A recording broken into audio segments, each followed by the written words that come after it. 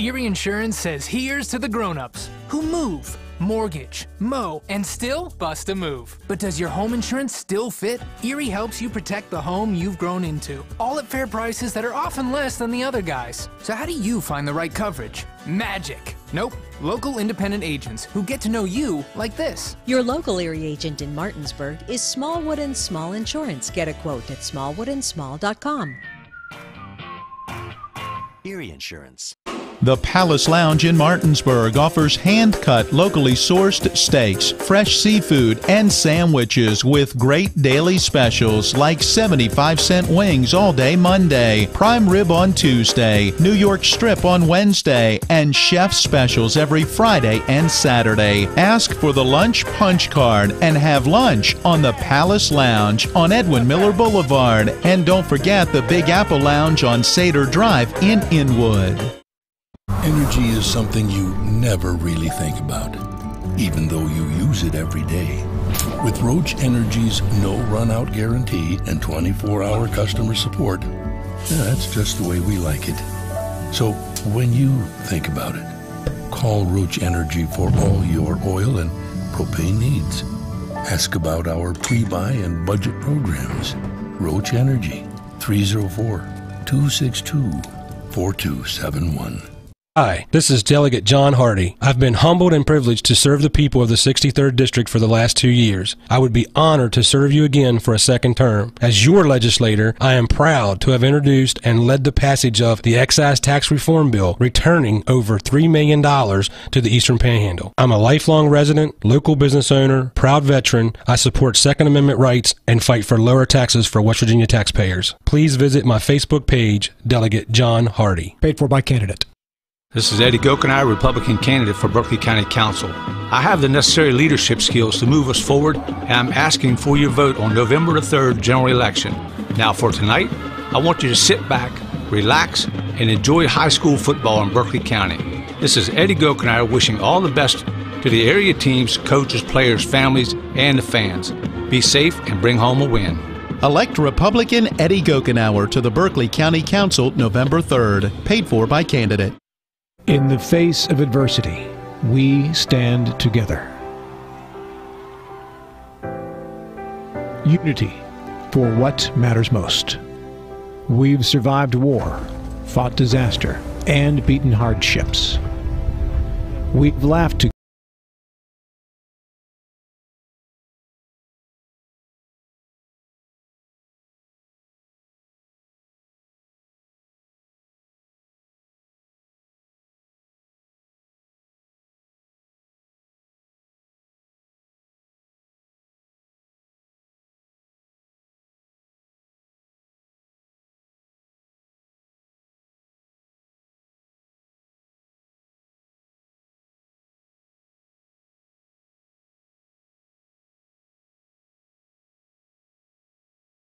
Jefferson Security Bank.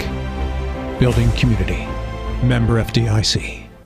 Let's talk trash, because when it comes to trash, you have options. Panhandle Dumpsters is a local family-owned garbage hauling company serving both residential and commercial customers with weekly trash pickup, dumpster service, yard waste pickup, and bulk pickups too. Panhandle Dumpsters will give you a free trash can and provide curbside service for just $23 a month. Panhandle Dumpsters features a fleet of quieter, eco-friendly garbage trucks, thereby reducing the noise usually associated with pickup. Switch now and save up to 30%. Call 833-DUMP-STR, panhandledumpsters.com.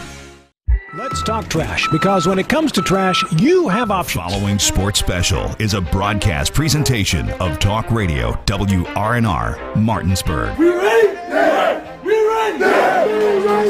It's time for the excitement of West Virginia high school football. To get you ready for today's play-by-play action, we'll bring you interviews, in-depth analysis, and important game information on the pregame show. So let's get things started by going to the stadium and join our Talk Radio WRNR broadcast team. across the Eastern Panhandle, wherever you may be tuning in. Welcome into Saturday afternoon high school football. We are live from Hurricane High School, where it's the Musselman Applemen coming in, taking on the Hurricane Redskins. For Talk Radio and WRNR and TV 10 Sports, I am Matt Crawford. To my left or right, depending on the camera you're looking at, is Matt Miller. Our main cameraman is John Alderton. Colin McLaughlin, our sideline cameraman, Donald Kinney, and station owner Mike Hornby are back in the Eagle School Studios. Well, Matt, a little bit different, almost like we were following college football today with the time we got up and going around the Mountain State, but good to be calling some high school football with the uncertainty that is looming later this evening for Musselman.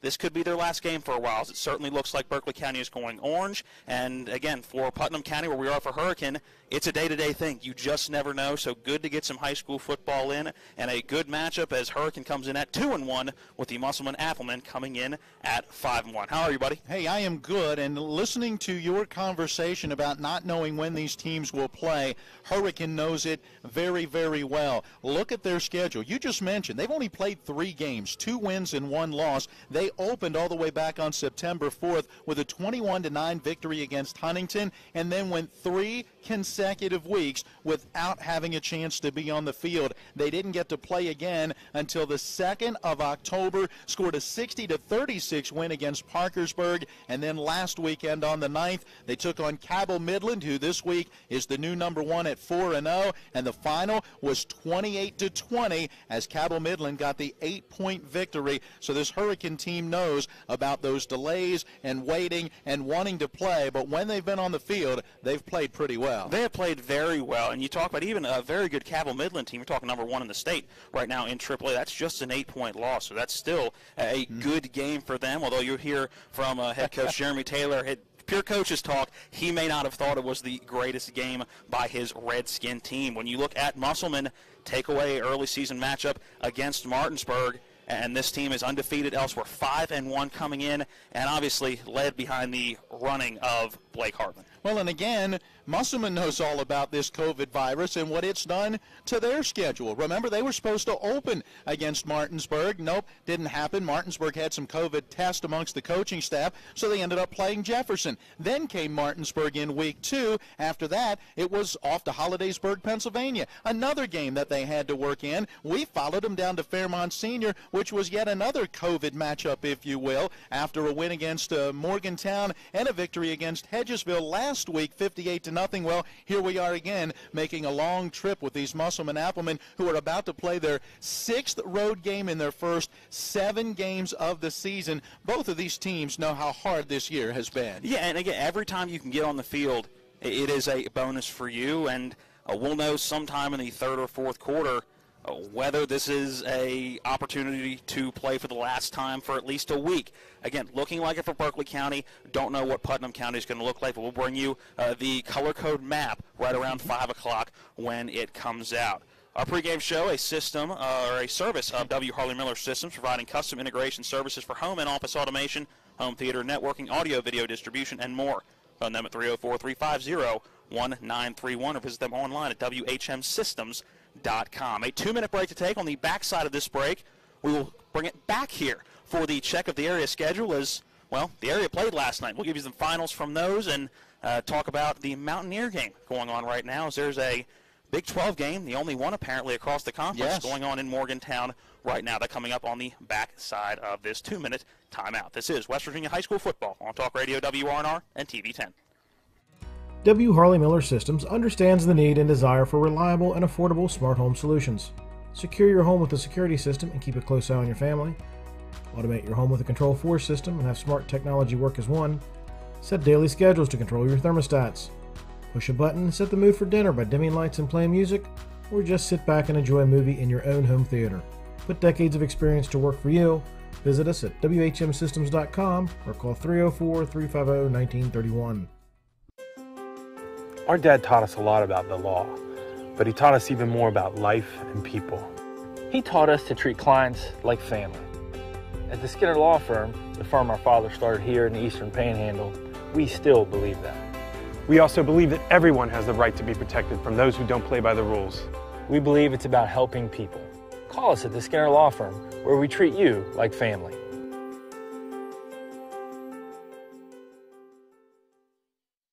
Virginia is Trump country, and Mac Warner is working with President Trump to keep America great. Mac Warner cleaned up the Secretary of State's office and is fighting against election fraud. Pro-Trump, conservative, West Virginia Secretary of State Mac Warner.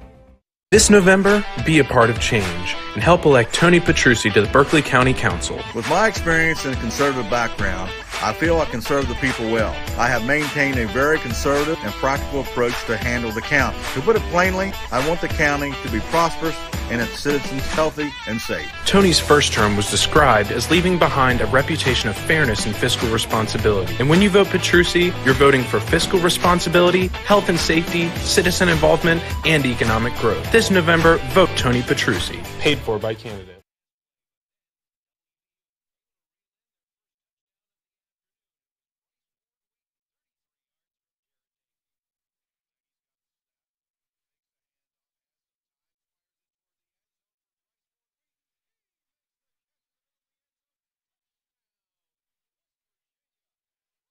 Afternoon high school football around the Mountain State. And a beautiful Saturday, we should add. You could not ask for better weather right now. It said it was going to be in the 60s right around kickoff, which is coming up in a little under an hour. We got out of the van right about 12:30 when we got here, and you could not ask for better October Saturday for football, Matt. Not at all. Sunny skies, man. The trees are gorgeous with the leaves changing. It's a beautiful view. They've got the turf surface here with that sun shining and that temperature around 60. There's just a light breeze that is blowing. As you said, a great day for these two teams to go at it. All right, it's time to take a look at what went on around the area last night.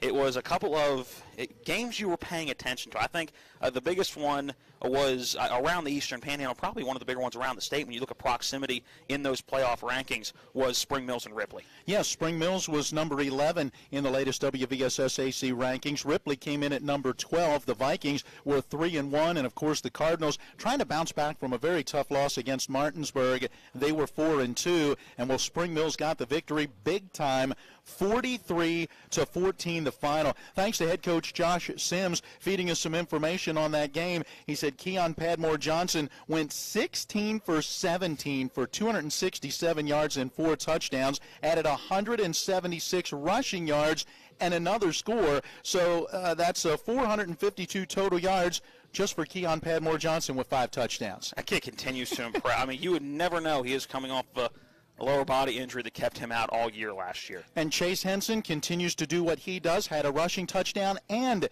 a receiving touchdown.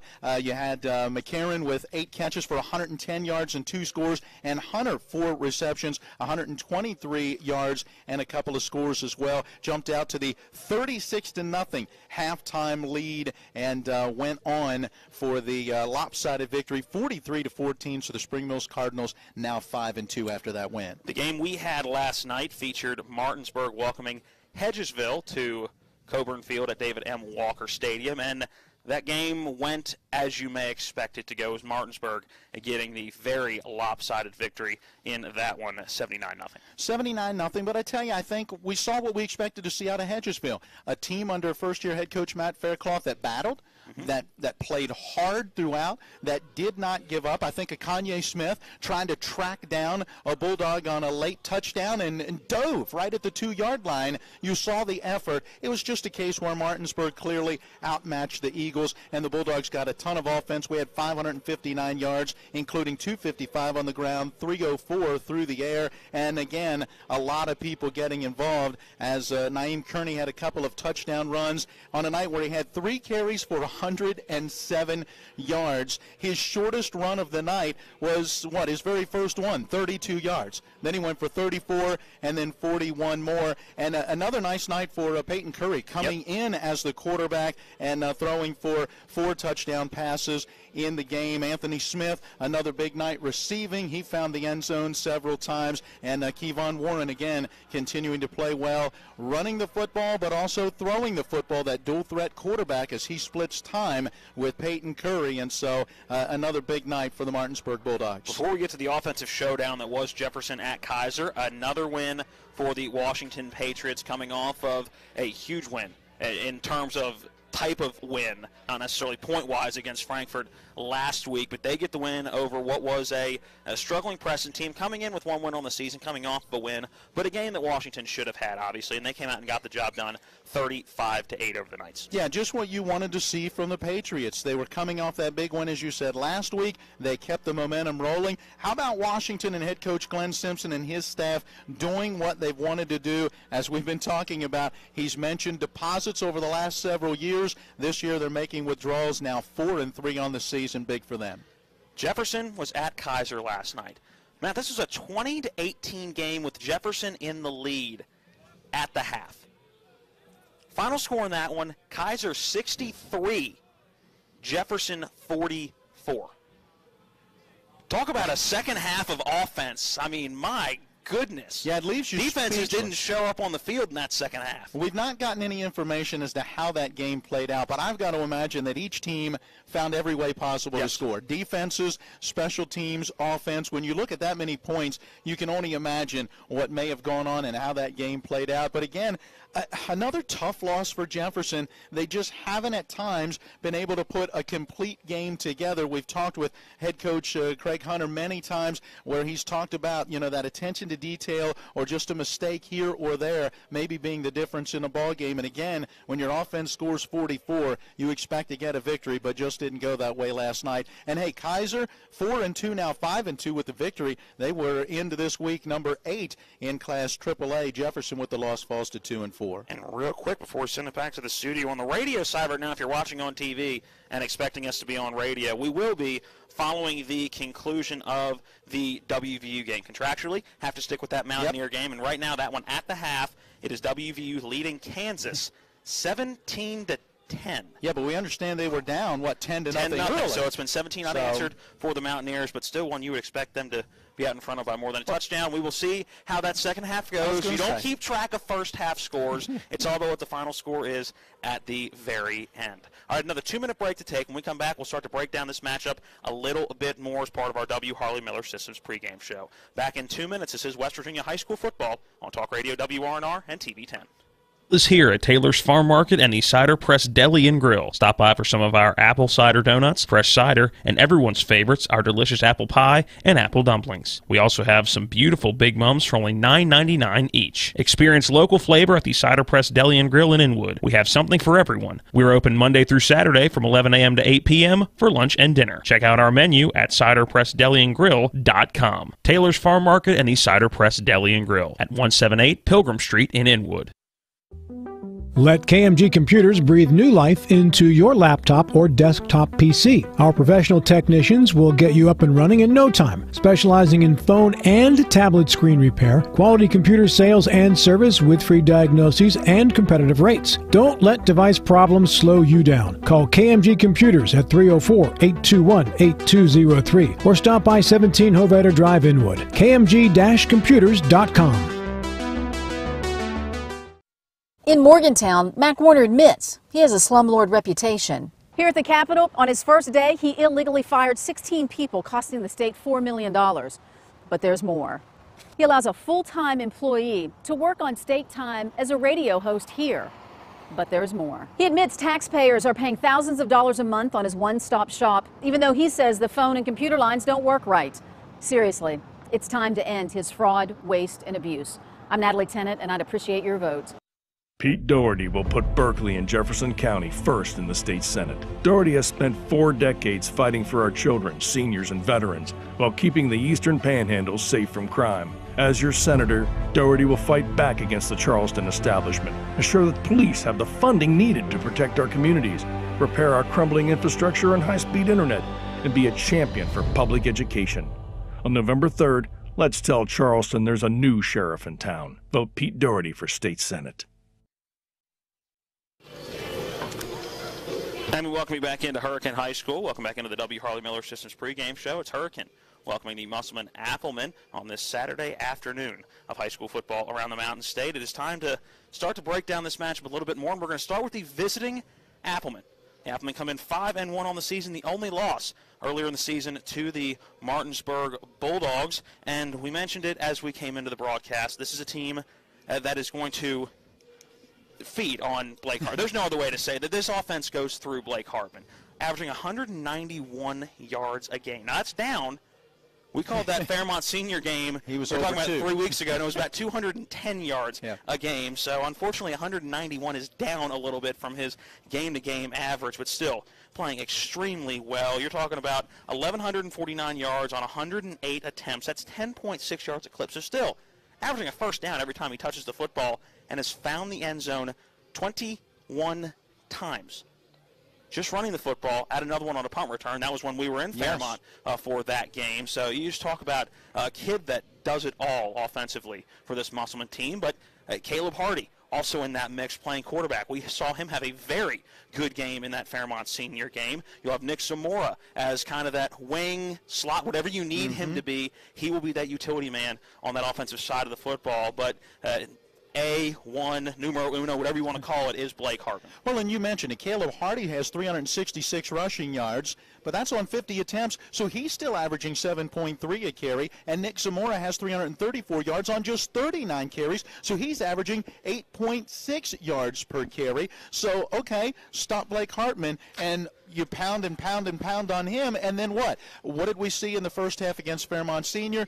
Caleb Hardy fakes that give, or they run that little option, and he fakes that pitch and keeps it, and he was the one that really sparked them in that second quarter, and then Blake Hartman took over, if you will, in the second half. And one thing you look at with Caleb Hardy as well, his contributions on the defensive side of the football. And not only is he the leader of the team offensively, being that quarterback on the offensive side of the football, having to be that field general, but also came up with 2 very big interceptions the last time we saw him in person at Fairmont Senior. So also a guy that is going to play on both sides of the football and do so at a very good rate. Well, and you say the same thing about Blake Hartman, because he's one of the 2 linebackers, just a 2 linebacker system that they run here defensively under defensive coordinator Wes Smith, and he's got 2 good ones, Justin Reinhardt, an All-Stater from a year ago, and then on the other side of him you got Blake Hartman, 2 guys that can cover the field, that can get downhill, and that aren't afraid to put a hit on someone with the ball. Looking forward to this one. Again, you talk about a Musselman team that is primed to be one of the best teams in AAA.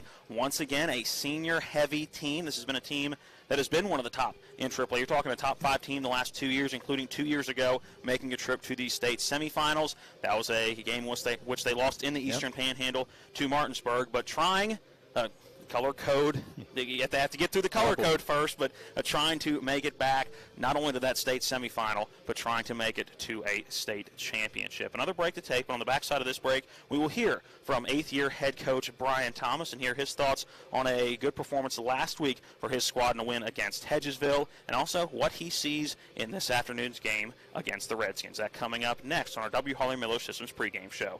Back with Brian Thomas after this 2-minute timeout. This is West Virginia High School football on Talk Radio WRNR and TV 10.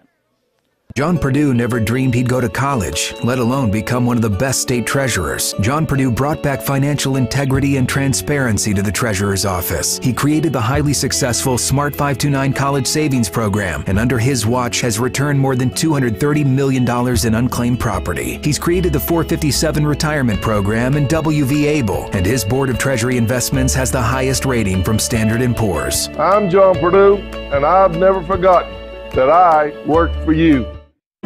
Before the invitations and the dress, the flowers, cake, candles, or vows, there was an answer to a question proposed with a ring. Bechdel Jewelers knows that an important part of your wedding happens before the I-dos. We're a diamond store with an engagement and bridal jewelry selection that's both exciting and accessible. On the big day, there's everything else, and there's the ring. Make sure you get this one right at Bechdel Jewelers in Inwood. WVU Medicine Surgery is pleased to announce the addition of several new general surgeons to our expert team, offering a full range of minimally invasive laparoscopic and robotic surgeries and procedures. With 8 surgeons in Martinsburg, Grandson, and Spring Mills, WVU Medicine Surgery provides revolutionary treatments, quicker recovery, and better outcomes. For more information or to schedule a consultation, visit wvumedicine.org/physicians and select specialty care.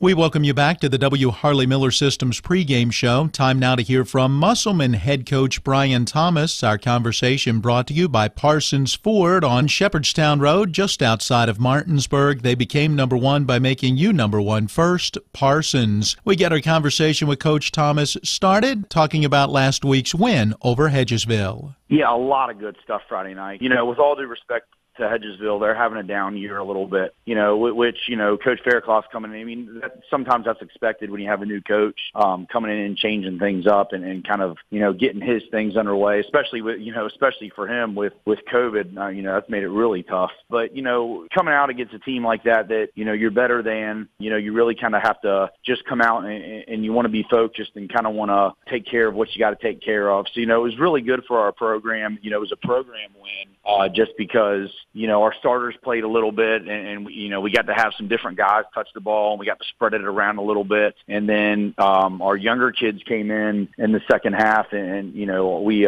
didn't play any of our starters in the second half. So our younger kids played the entire second half. So it's good like that for your program just to have everybody be involved. You know, and for us graduating so many kids, it's good for some of those younger guys to get some Friday night reps. Now 5 wins, 4 in a row after that only loss against Martinsburg. Are you getting better each week? Yeah, I think definitely. You know, and I think, you know, for me as a coach, you see it in practice. You know, we've had some really good practices. You know, at this point in the year, you know, every team, no matter how good you are, you're going to have some up days and some down days. And, you know, that's kind of to be expected. But to be honest with you, we really haven't had that many down days as a team this year, which, you know, I would hope so, having so many seniors and so many older kids. But, you know, we've been practicing so well. You know, I think that's a true testament to our kids, just, you know, being able to come out every day and really bring the energy. But we're getting better. You know, we're kind of climbing. You know, I think if you want a chance to win a state championship, which, you know, we hope we're there at the end of the year, that's what you got to do. You got to continue to grow every week. Hurricane now on the schedule for this Saturday. Talk to us about how that game came about. Yeah, it's just, you know, really strange. This one wasn't as stressful as the Fairmont Senior one because Fairmont Senior one we didn't get until, you know, Sunday evening about 4 o'clock. But, you know, this one, you know, once we saw we were gold, our first one we tried was Spring Mills. You know, I thought that was the most logical one, being 10 miles or so apart and both being gold. So that was the first one that I thought we'd get, and that didn't happen. Then I had 3 teams on my radar. I had Polka, Hurricane, and Cabell Midland, and I reached out to all 3 of those head coaches and tried to talk with them. And, you know, Hurricane was kind of the first one that really popped back and said, hey, you know, yeah, let's do this. And you know, talking to their coach a little bit, it just kind of, everything just kind of fell into place and we just kind of made it work. And you know, we want to, I've said the same thing the whole time. We just want to play, you know, you want to play for these kids, for these seniors, but really all your players, you know, you just want to get games in. So, you know, happy to get one in. Yeah, you look at the craziness of their schedule. They opened at Huntington on the 4th of September and then were off for 3 weeks. 1 month later, finally got a chance to face Parkersburg, and they're coming off a close loss against a good Cabell Midland team, 28-20. So what do you know about the Redskins? Yeah, they're good. You know, I saw them. I watched them play. I've actually watched them play a couple times. I watched them play Martinsburg one year in the playoffs, and then a couple years ago they played Hedgesville in the playoffs, and I went and watched them. So, you know, I knew they had the same coaching staff, and every time that I've kind of watched them or ran across them on film when they're playing somebody, they're very aggressive and they're very physical. So I kind of knew that, you know, even right when we picked them up, you know, I hadn't watched any of them at all, you know, just kind of saw their scores. They throw the ball around a lot. They have a really good quarterback. They have a really good receiver. They're really aggressive on defense. So, you know, this is a game that, you know, this is a team that definitely, you know, is a good team. You know, in my opinion, they're a top 8 team in West Virginia when I watch them on film. I think they're really good. So, you know, this is going to be a really good matchup for us. And that is Musselman head coach Brian Thomas. Our conversation brought to you by Parsons Ford on Shepherdstown Road, just outside of Martinsburg. They became number one by making you number one first, Parsons. We've got more of the W. Harley Miller Systems pregame show coming up. It's West Virginia High School football on Talk Radio WRNR and TV 10. Who is the best choice for Sheriff of Berkeley County? That's Curtis Keller. In just 4 years as your sheriff, Curtis has worked hard to improve the sheriff's department, and here are the results. New handguns, new tasers, new vehicles, new ballistic vests, body cameras, and a live scan fingerprinting system. All this on top of a much-needed pay raise for the deputies. The best choice for Sheriff of Berkeley County? That's Curtis Keller. Paid for by Camden. We've been in a slow-moving educational crisis in West Virginia. Our schools are crumbling, our teachers are struggling. We all see it in our communities. Our Constitution provides a guarantee for a thorough and efficient, free public education. When we brought claims to ensure those objectives were fulfilled in Fayette County, we improved our school system. Our Attorney General must serve as the counsel to our people to ensure this critical objective. I'm Sam Petsong, and I approve this message. Hey football fans, it's your friendly alarm professional, Ben Copenhaver with Dynamark Atlantic Security. Who do you trust to keep your family and valuables safe? Integrity, trust, and professionalism are all reasons why Dynamark is the choice for home and business security in the Eastern Panhandle. Dynamark is proud to serve the community and be your first choice for alarm solutions. Don't become a statistic of crime today. Phone Dynamark Security to protect your tomorrow. Phone 304-671-2158. Mayhem is everywhere. I'm your new bangs, and you can't stop staring at me. That's it. Just tilt the rearview mirror over here. And while you're checking me out more times than a library book, your car is wandering into that lane over there. More bangs? Neat. And if you've got cut rate insurance, you could be paying for this yourself. So get Allstate. Call Martinsburg Allstate agent Gary Kelly today at 304-263-4596.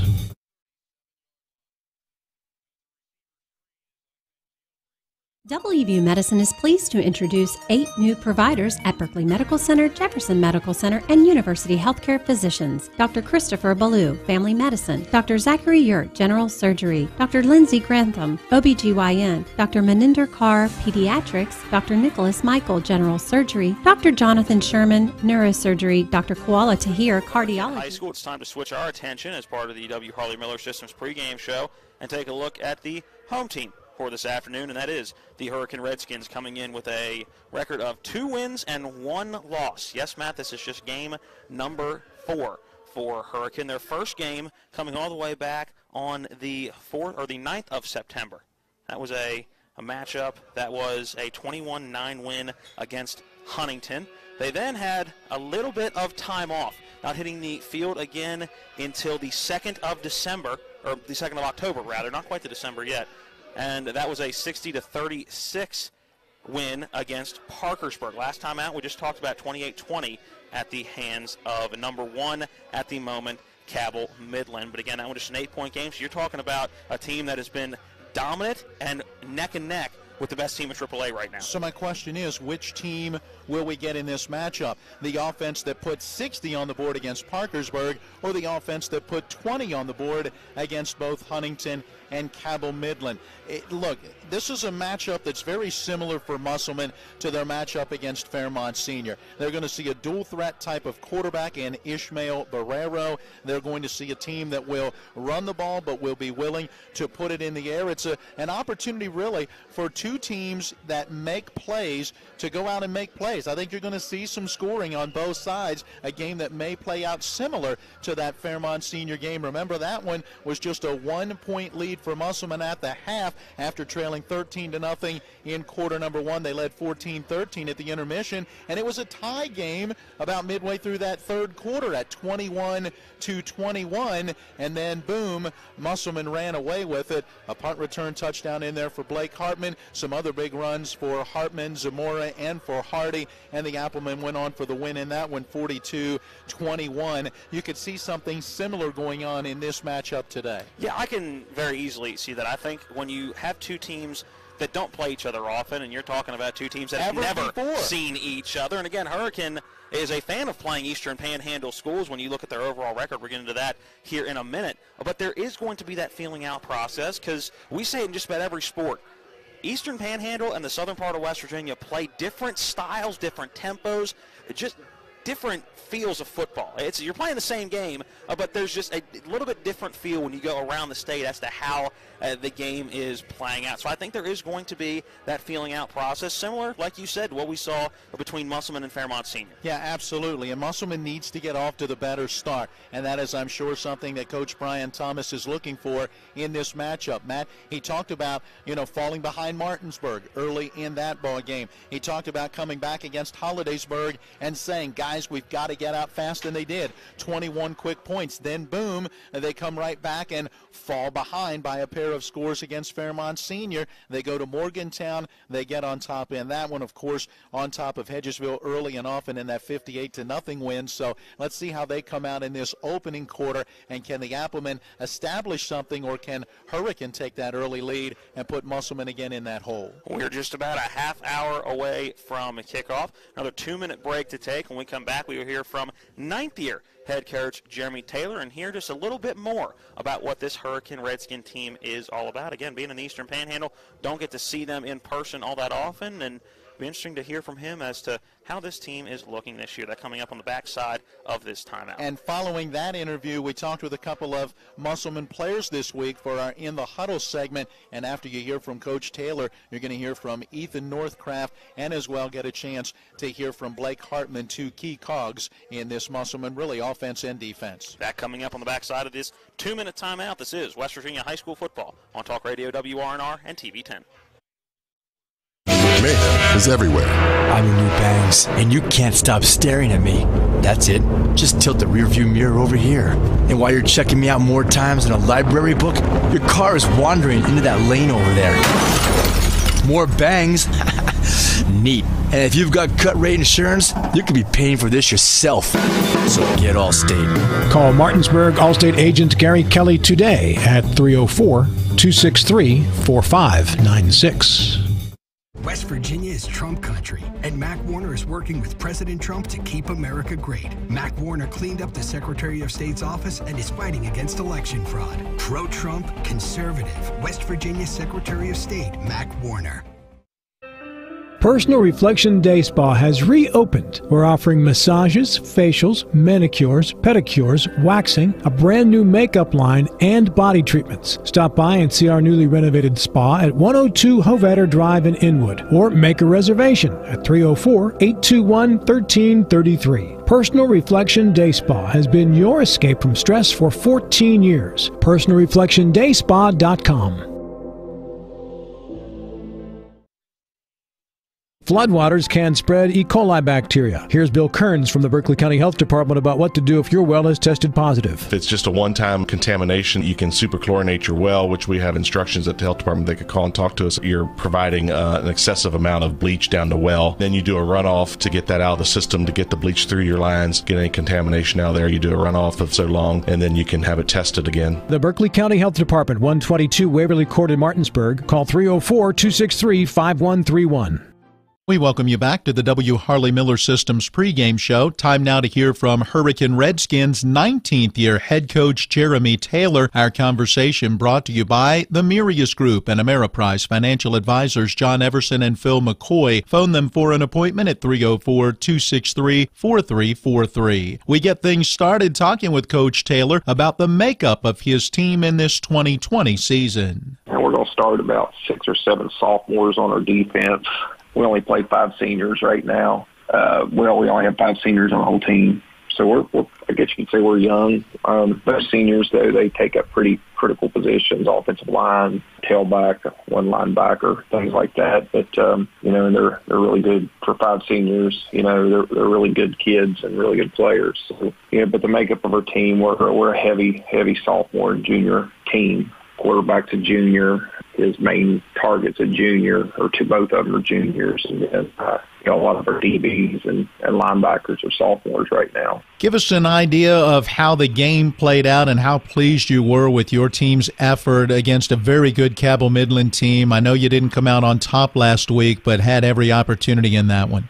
Not pleased at all. Lost the game. I don't whether you lose by a touchdown or you lose by 50, you still lose. So, against Cabell Midland, we're up by 1 at halftime. And came out in the second half, caused a turnover, and we just didn't make anything happen offensively. We had the ball 3 times in the second half. We scored once, and that was the difference in the game. They scored twice. We scored once in the second half, and that was the difference. I thought we were okay. I didn't think we were great. I thought we played an okay game against a great team. You know, we had some people open. We had some bad snaps that hurt us. We missed a bunch of tackles on defense. I mean, that happens when you got a bunch of sophomores out there running around. But I know there's a lot of people on the outside looking in going, man, you all really close. Calvin, the number 1 team in the state, defending state runner-up, gave Martinsburg all they could handle, blah, blah, blah. But in the end, we lost. So never going to be happy getting out of the game with a L. You know, we're better than that. Our kids are better than that. Give us an idea. How much do you know about this Musselman team that you're going to be facing? I think it's the first time we've ever played them, school history. You know, we don't have any common opponents. Their only loss to Martinsburg, who's pretty good.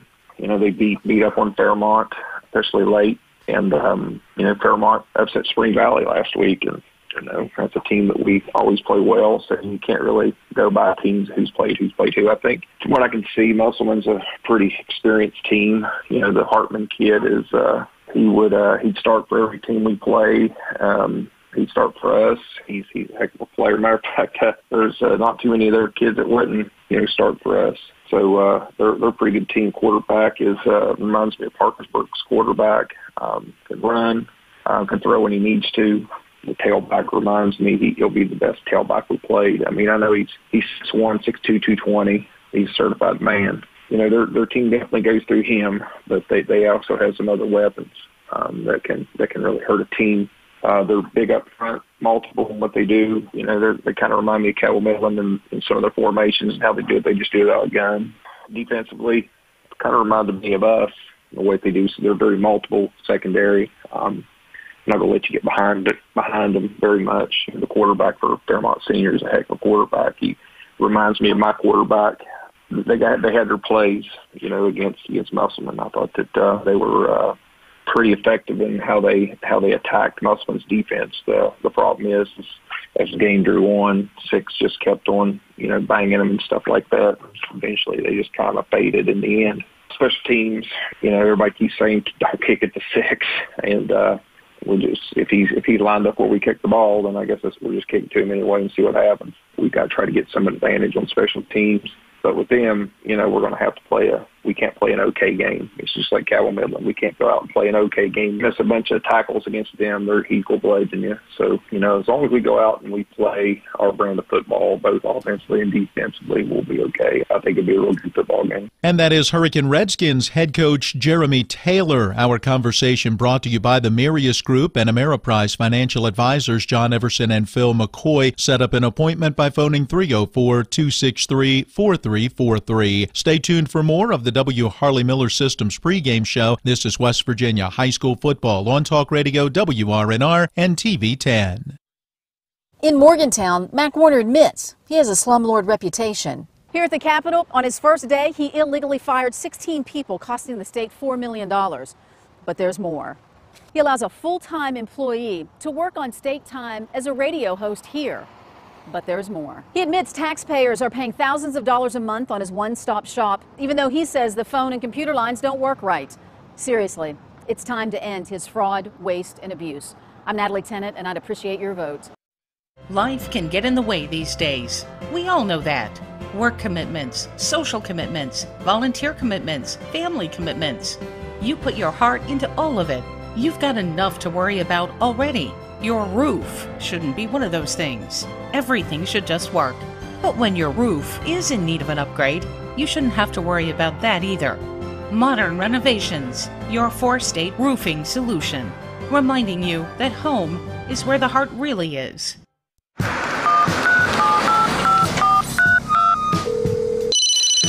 Hello? We're here again 3 times in the past 2 days.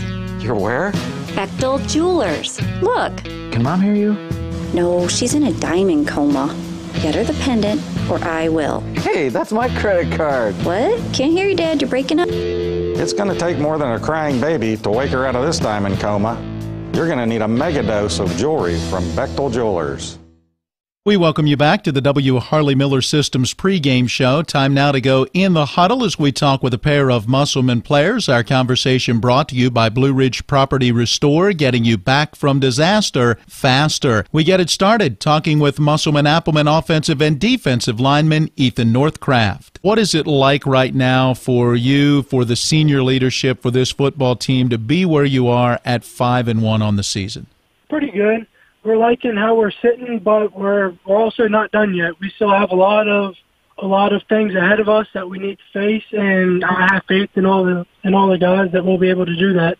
When you look at this matchup, it's one that you did not expect to have at the beginning of the year or even at the end of last week. What's the challenge in getting ready for these different opponents so quickly? One thing is we know that it could change from week to week, so we kind of expect it. So it's we're almost kind of getting used to thinking that we're going to play one team this week, but end up getting it switched. So we're almost kind of used to it by now. Are you getting used to the long road trips? What are they like? They're definitely long, and we are getting used to it.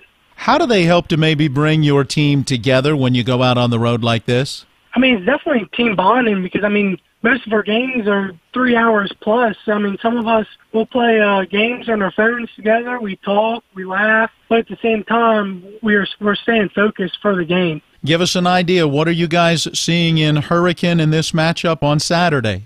They're a pretty good team. They got some dudes. They have a really good wide receiver. Their quarterback's good. Their defense is pretty aggressive. They have some big guys up front that are aggressive and like to hit. So I'm excited.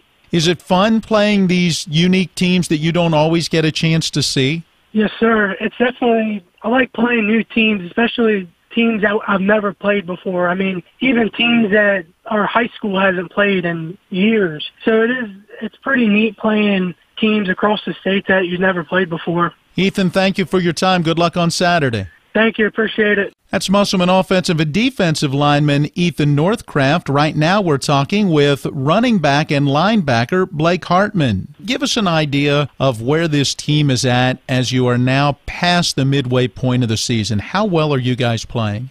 Obviously, after a couple of weeks, you're going to be playing a lot better. So I think as a team, we're clicking. But it's just hard right now because obviously Berkeley County's numbers are going up. So we're treating this game this Saturday like it's our last. That's how we're looking at it because we don't know if we're going to go back down. Because right now, we're in orange right now, so we're treating it like it's our last. We're trying to practice like it's our last. So it's a weird feeling right now at the team, but we're definitely playing well, and we're going to try to get a win Saturday. Talk to us about all of the travel that you guys have had this year. This will be the, fifth road game already this season, sixth road game, actually. Yeah, What's it been like?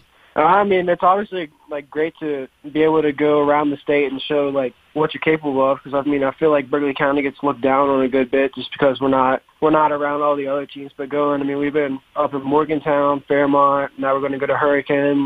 We've made some big trips, and I feel like a lot of people are able to see us, and it helps us for later in the season in the playoffs. Hopefully we get a home games in the playoffs. But if we have to, we'll be ready to travel. We know what it's like, so it's pretty cool. And then playing at 3 o'clock on a Saturday, that's exactly like a playoff game. So it's getting us ready for the playoffs, I feel. What is it that you see in your opponent on Saturday in Hurricane? They're very physical up front. That's the main thing I noticed, just from running back and playing linebacker. That's one thing I noticed. And then the quarterback's a great athlete, and then they have a really, really, really good receiver out there, number 10. I'm not sure of his name. But, they're really good. They remind me a lot of Fairmont, a lot of Willing Park, kind of play like that. I feel like there's things that we can just attack and continue to attack them on, but then again, they're going to have big plays. It's just how they play. So, they played Cabell Midland really well. It was a good game, so it's going to be a tough battle. Blake, thank you for your time. Safe travels, and let's bring back a win. Yes, sir. Thank you. And that is Musselman running back and linebacker Blake Hartman. Thanks again to Ethan Northcraft. They joined us in the huddle, brought to you by Blue Ridge Property Restore, getting you back from disaster faster. We've got more of the W. Harley Miller Systems pregame show coming up. It's West Virginia High School football on Talk Radio, WRNR, and TV 10.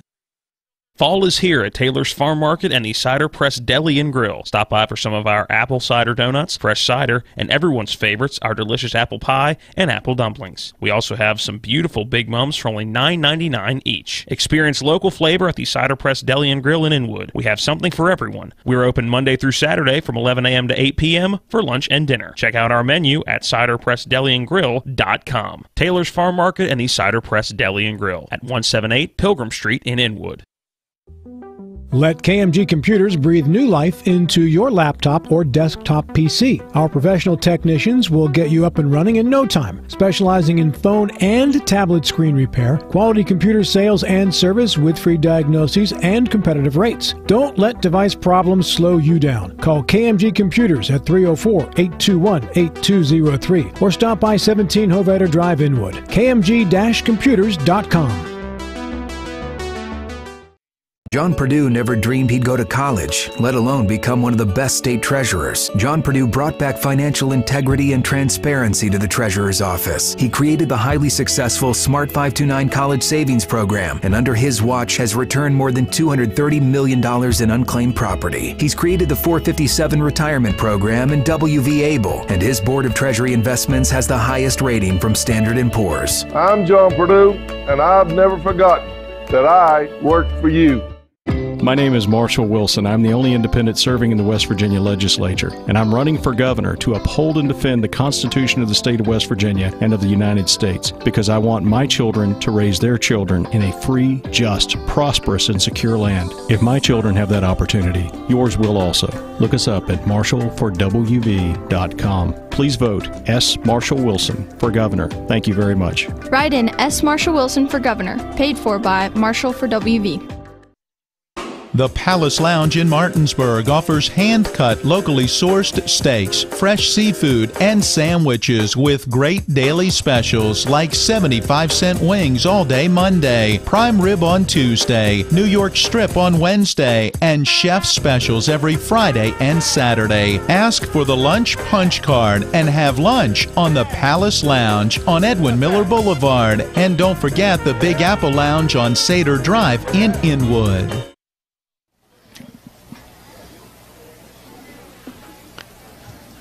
And we welcome you back into the W. Harley Miller Systems pregame show. We're at Hurricane High School, where it's the Hurricane Redskins welcoming in the Musselman Applemen for some Saturday afternoon high school football. We are about smack dab in between Charleston and Huntington, about a 5-hour drive from the eastern Panhandle. And for Musselman, they are hoping to make that drive home with a record of 6-1. And on the drive home, while hopefully they're going home with a win, they also may know their fate as to whether they are playing football or even going to school next week, as the color code map for what extracurricular activities in schools can look like will come out at 5 o'clock this afternoon. We will be keeping an eye on that throughout the broadcast and bring that to you when we know. Time to take a look at keys to the game, and the keys to the game are brought to you by your next West Virginia governor, S. Marshall Wilson, independently running for West Virginia governor. Write in S. Marshall Wilson on November 3rd. Matthew, where do you want to start?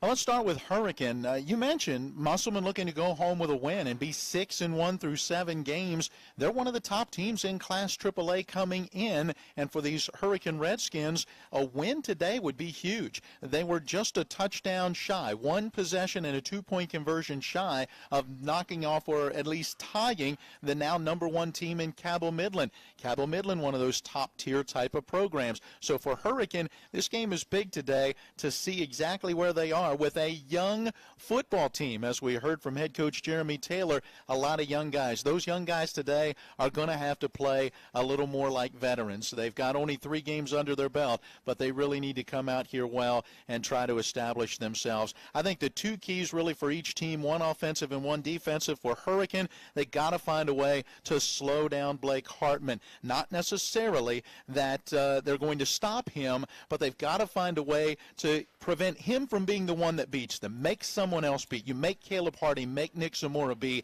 the guys that beat you. What's the old adage? You can't stop him, you can only hope to contain him. I believe Dan Patrick said something like that back in the day. Meanwhile, for Musselman, I think the key is to establish Blake Hartman, and then be able off of him to use those other guys like we talked about earlier in our pregame show. Meanwhile, I think Musselman defensively needs to contain quarterback Ishmael Barrero. When we heard from Coach Taylor, he said he feels like he's got a young man who's very similar to Gage Michael, who was at Fairmont Senior, a kid that can run but can also throw the football effectively. Musselman has to make sure that they contain him, don't let him be the guy to beat them with his legs, but at the same time, the backside has to cover well and make sure they don't get beat deep. On the other side, Hurricane really wants to get Barrero going and make sure that they can be a dual threat and keep this Musselman defense off balance. Your keys to the game brought to you by your next West Virginia Governor, S. Marshall Wilson, independently running for West Virginia Governor.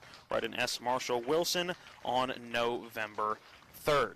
All right, well, that wraps up our pregame show, which has been a service of W. Harley Miller Systems, providing custom integration services for home and office automation, home theater, network, audio, video distribution, and more. Give them a call at 304-350-1931 or visit them online. They're at WHMsystems.com. We'll be back after this break and our opening billboard to bring you these starting lineups, and we are about 10 minutes away from kickoff here from Hurricane. It's the Musselman Applemen taking on the Hurricane Redskins. Back with more after this short break. This is West Virginia High School football on Talk Radio WRNR and TV 10.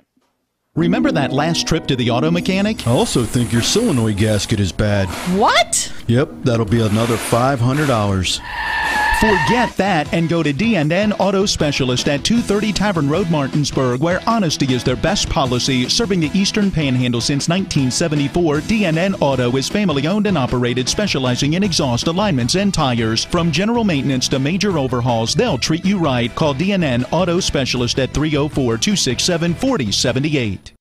Orsini's, not just an appliance store anymore. They're your one-stop resource for all home needs, whether it's custom kitchen design, countertops, or cabinets, or check out their new sleep studio with Tempur-Pedic, Sealy, and Stearns & Foster. For all of your outdoor living needs, Orsini's has Gladiator Garage Works, Traeger grills, barbecue accessories, barbecue rubs and sauces, and every flavor wood pellets. Visit their brand new 8,200 square foot showroom at 360 Hack Wilson Way, 304-267-7251, Orsinis.com. And that concludes today's pregame show. We play every play like it's the most important play of the game.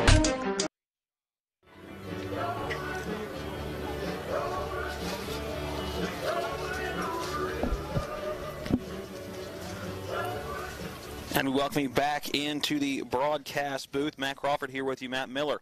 To my left, John Alderton, our main cameraman for the evening. To my right, Colin McLaughlin is our sideline cameraman, and back at the studio is station owner Mike Hornby, along with Donald Kinney, our producers, back on Eagle School Road. Well, it's time for today's starting lineup. They are brought to you by DNN Auto Specialists. If your vehicle is not starting properly, then start at DNN to get it fixed right the first time. Family owned and operated since 1974. Call 304-267-4078. Matthew Miller, what do the starting lineups look like? Well, let's start with the visitors. From the Eastern Panhandle, the Musselman Applemen, they'll have Caleb Hardy at quarterback with Blake Hartman as the main running back, Nick Zamora a running back, but we'll see him lining up a lot in a tight slot end or a wing-type formation. Kagan Teets is the starting wide receiver. Colin Nolan and Logan Herring, a pair of tight ends, as Musselman goes with a little more of the bulk package, if you will, to really get that ground game going. Along the offensive front line, Nate Coe and Cam Sign are tackles. Trenton Howard and Jasper Brown are guards. Ethan Northcraft is the starting center. Defensively for the Applemen, Austin Gregory, Ethan Northcraft, James Foy, and Logan Herring are along that defensive front line. Justin Reinhardt and Blake Hartman are the linebackers. Strong safeties, Jacob Miller and Cody Schindeldecker. The free safety, Caleb Hardy. And the corners will be Trevin Carter and Ray Adams. All right, let's turn to the Hurricane Redskins. Their starting quarterback is Ishmael Barrero. There'll be either Jeremiah Riffle or Tyrone Washington that we could see as the starting tailback. We'll see both of those guys throughout the afternoon. Brogan Brown, Lucas Ripito, Chase Hager, and J.T. James are listed as the wideouts. The tackles will be Isaiah Williams and Deacon Pavanis. Jacob Ellis and Garrett Green are guards. Caden Johnson is the starting center. And, Matt, they've got some big guys on that line, 274, 333, 288, 292. And then there's that one guy, Ellis, who goes about 201 pounds. Watch for his movement on that offensive line. I was going to say, listed as a guard and as a former offensive lineman, the smallest guy on that offensive line, usually the one that's pulling an awful lot, so follow him to the football. Defensive side for Hurricane has Isaiah Williams along with Caden Johnson, Shelton Frampton, and J.T. James along that front line. Gavin Pepiora is a middle linebacker with Brogan Brown and Tyrone Washington as backers as well. Lucas Ripito is a free safety. Bryson Merle, a strong safety. Heath Montgomery and Caden Williams are the corners. Your starting lineups have been brought to you by DNN Auto Specialists, where honesty is their best policy. Specializing in exhaust, alignment, and tires. Call DNN Auto Specialists at 304-267-4078. The Redskins have come onto the field. The Applemen still to our right in the back left corner, or back at the back right corner from where we are right now in the visiting locker room. It looks like one of our officials is going to knock on the door saying, hey, boys, you ready to play football? As we are just about 4 minutes and 40 seconds away from kickoff. So let's have one more 30-second break to take. Let's go ahead and send it back to the studio. Donald, one more 30-second timeout, then we'll come back and look at this matchup as we are getting awfully close to a kickoff. Buckle up. We'll be back in 30 seconds for the kickoff between Hurricane and Musselman. This is West Virginia High School football on Talk Radio, WRNR, and TV 10. Summer seems even brighter when you've been inside a while.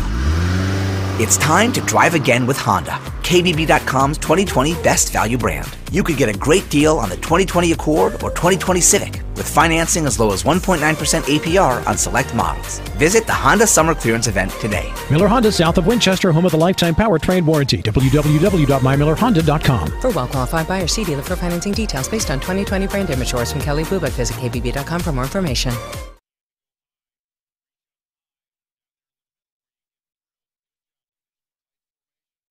High School, as the Musselman Applemen now making their way out of the locker room to our right. Let's hope that was just a slip of the tongue, that they are awake. It is a long bus ride. It is. It is a long bus ride. It took us about 5 hours to get here, especially on that charter bus to take a little bit longer, but in typical Musselman fashion, they have a couple of flags and the sledgehammer. They're hoping to drop that hammer today against Hurricane. Well, and as we talked with Coach Brian Thomas, he told us their game plan was to leave right around, 7 o'clock this morning. You know that they stopped, got out of that bus, tried to get their legs underneath of them, and then the rest of the way here. So always tough when you make that really long trip that you get your legs underneath of you and be ready to go. That's why I say the early going of this game, I think, is going to be key. We've mentioned it a couple times in the pregame, and as the team captains go to center field, we want to bring it up now while we have a minute. Again, you look at the color code map. This is most likely going to be the last game for at least a week for Musselman, so this becomes very crucial. They have what they need. The SSAC coming out with a 4-game minimum. Musselman will be in, given their record right now as they make their way on to that far side of the field, but not necessarily record, but just the amount of time you could be off not knowing this color code map. You got to take advantage of every single snap you have tonight. We said the same thing about Martinsburg and Hedgesville last night. Absolutely, and the issue is when you go orange, it used to be when this color code map first came out, we were told orange would still practice but not be able to play games, and now that orange code leads you to not only not being able to be in school, but it's back to more strength and conditioning, so it won't be direct face-to-face contact. It won't be your regular football drills, and so clearly you'd like to come out, execute well in this one, and then wait and see what 5 o'clock brings. Both teams going back to their sideline. It'll be the Hurricane Redskins getting the football to start this one. Musselman going to receive that second half kickoff. For Hurricane, it'll be the all-reds, red uniforms with the white numbers. The red helmets have that red gloss on them, and the Hurricane logo with the H and the Indian feather on them as well. For Musselman, they will be in their road whites, white uniforms with green numbers, green pants, as well of the green helmets, the Musselman apple on the side of those helmets in white. Matt, you mentioned earlier this Hurricane team does have a little bit of history in the Eastern Panhandle. 3 times they've met the Martinsburg Bulldogs in the playoffs, and they've won 2 out of those 3 matchups. The first one back in 1993. A place kicker by the name of Billy Malashevitz knocked through a couple of field goals, including a then record 45-yarder and a 34-yarder. That was on a wet, rainy, natural grass at Coburn Field. They got the Bulldogs again 26-21 in 2005, but in 2018, Martinsburg got that 35-0 victory. Also a matchup a couple of years back in 2017 in the playoffs. Hurricane came up and knocked off Hedgesville 52-21. This will be the first time that we know of for an Eastern Panhandle and Hurricane matchup in the regular season. 2 return men back as Musselman will kick right to left across your TV screen. It is a 10 and a 12 back there, so that is Chase Hager and Jeremiah Rifle doing the kicking for Musselman. Will be number 34, Tyler Waddell. Luke Barger also a kicker on this Appleman team as well. The clock set to 12, and we are just about ready to go. There is the opening whistle, and Waddell approaches that kick at the 40-yard line. A short one looks like it's going to drop in between the 20 and the 30. Caught by an up man at the 25-yard line. Has blockers in front. Gets to the 30-yard line. Maybe the 31 as he falls forward. And that is where Hurricane will start with the football. The opening kick brought to you by CASA of the Eastern Panhandle. Visit them online at mycasaep.org for more information. Heath Montgomery with that short return, and who else but Justin Reinhardt, the All-State linebacker on special teams, right there to make that tackle. It'll be a shotgun formation for Hurricane to start. 1 receiver to each side. Tight end on the far side of the formation and the blocking back to the left. Barreros brings a man in motion. It'll be a little trickery, a give in the backfield. That one across 35-yard line to the 40, pushed out right about the 45-yard line on the carry. Jeremiah Rifle moving the chains on the first carry for Hurricane. Trevin Carter with a touchdown-saving push out of bounds to knock Riffle out at the 44-yard line. Nice job. They brought a man in motion from right to left. That left this short side of the field open, and then they give the running back the ball on that counter. He comes back to that short side for the big gain. Same formation with the receiver to each side. Little power pistol to the left with that blocking back. Barrero, little play action, looking left, nowhere to go. A little pump fake going to the far side. That one hauled in across midfield at the 45-yard line. On that catch is Chase Hager, and 2 plays, 2 first downs as he's pushed out of bounds into Musselman territory. Looks like they're going to spot that ball at about the 42. First down, Redskins. Yeah, very well thrown football. Put it right where he needed to. Looked like the defensive back out there, Adams, wanted to maybe undercut that route, couldn't get to it, and then just had to push the receiver out of bounds.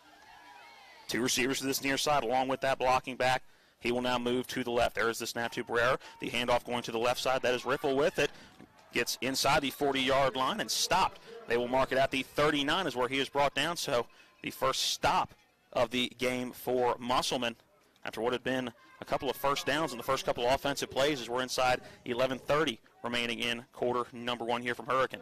Yeah, 13 and 14 yards on those first 2 plays. So this one a 3-yard gain to set up a 2nd down and 7. Nice job by that Appleman defense. 2nd down and 7. 2 receivers to this near side.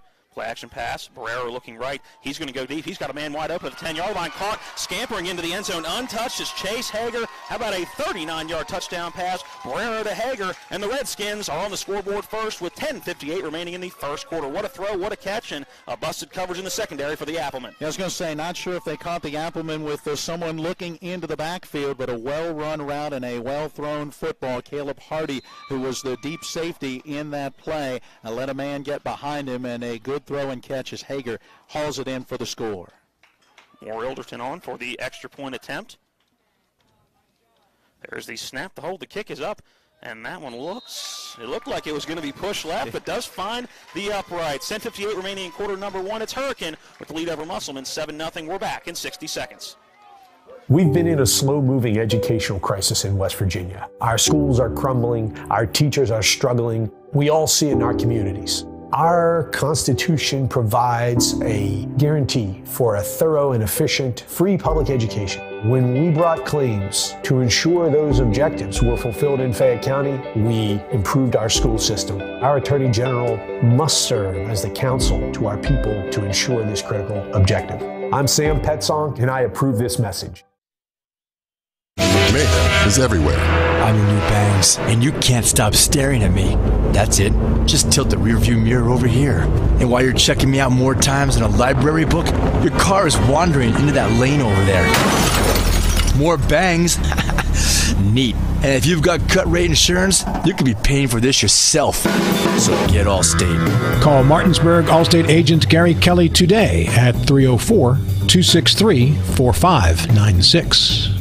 Welcome back into Redskins Stadium. 10:58 remaining in quarter number 1, and the Redskins taking an early 7-0 lead. It was a 39-yard touchdown pass from Barrero to Chase Hager. We'll have that full scoring drive summary after the ensuing kickoff. It's Ilderton kicking it deep. Blake Hartman is back. Whistles are blown, and we get offsides on the kicking team, so move that one back, and it should give Blake Hartman a little more room to move that football.